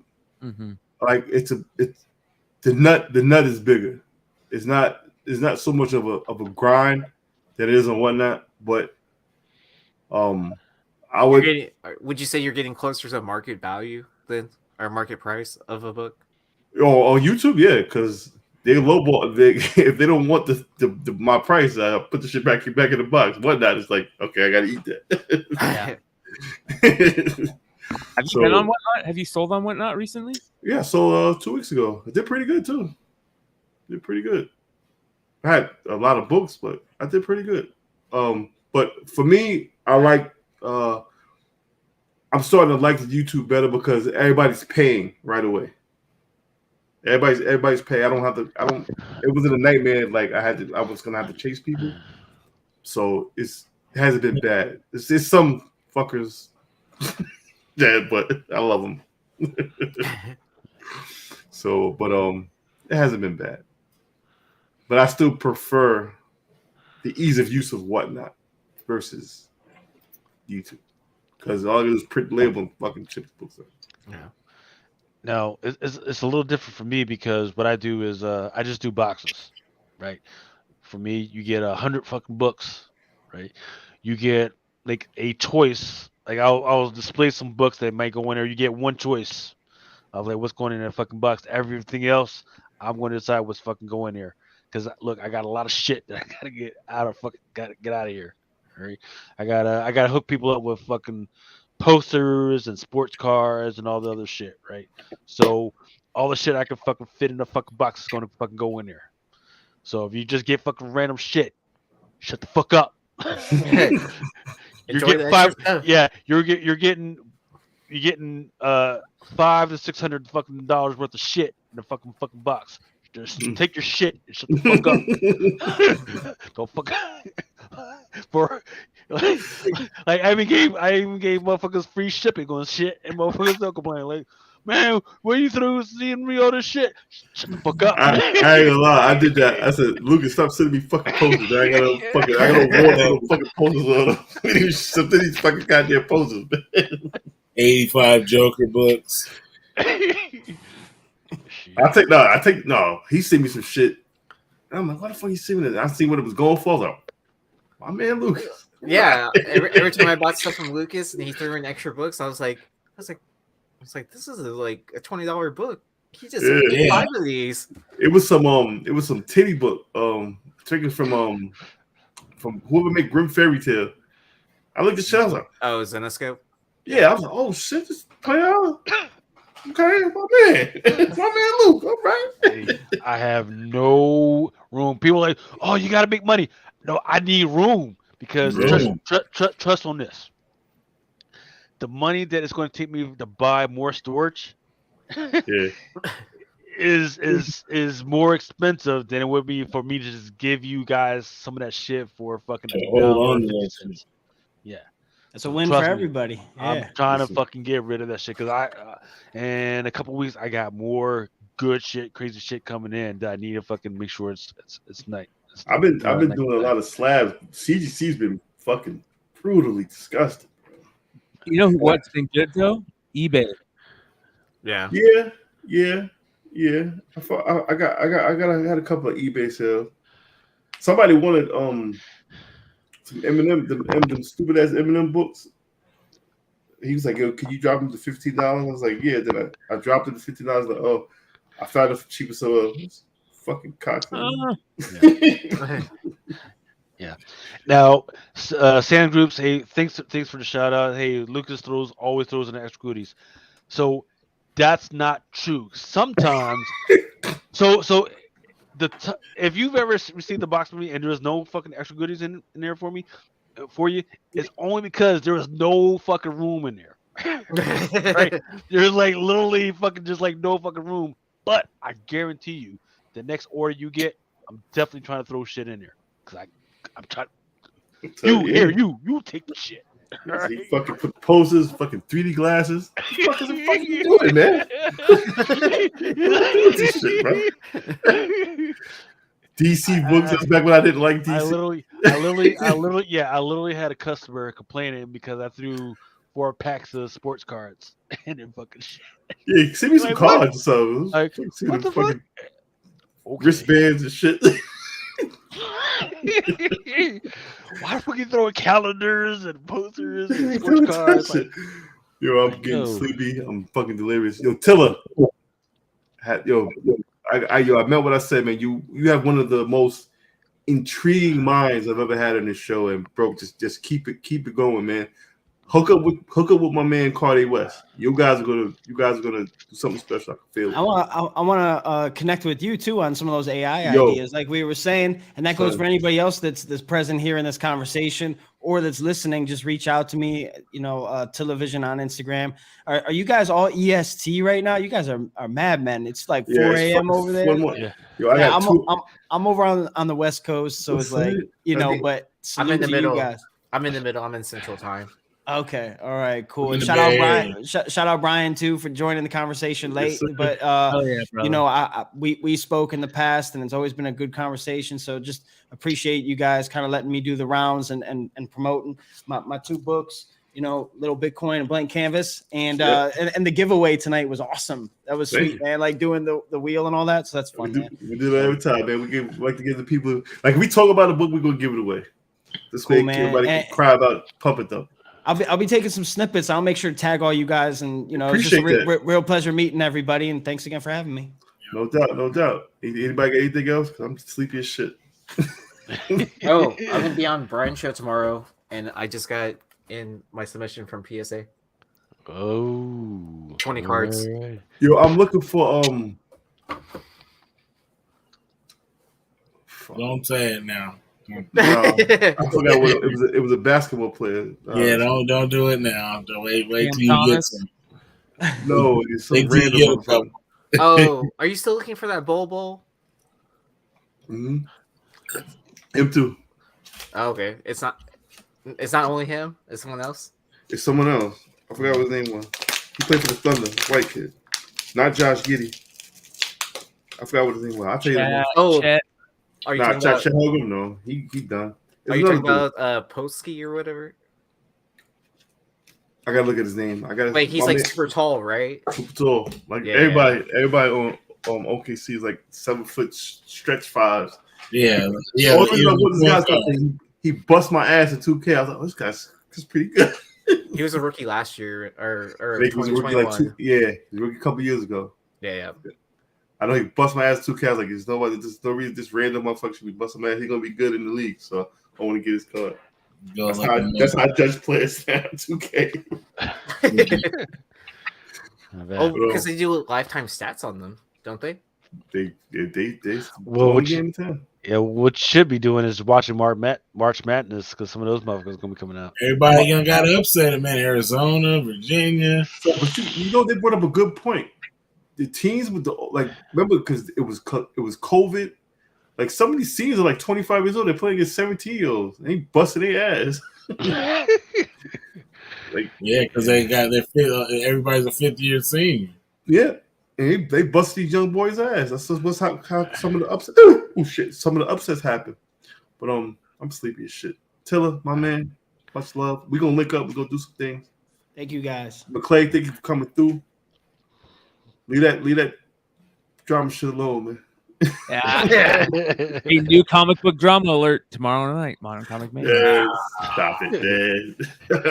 All right, we out of here. Out. For each man in his time is pain, until he walks along the beach and sees his future in the water, along the pond within his reach. Forever needed a world to watch. Sometimes men take matters into their own hands. You want answers? I think I'm entitled. You want answers? I want the truth. You can't handle the truth. As you guys know, it is Drunken Chat, son. You gotta fix the outro. We're still live. We're still alive. Oh, shit. Lucas, turn us off.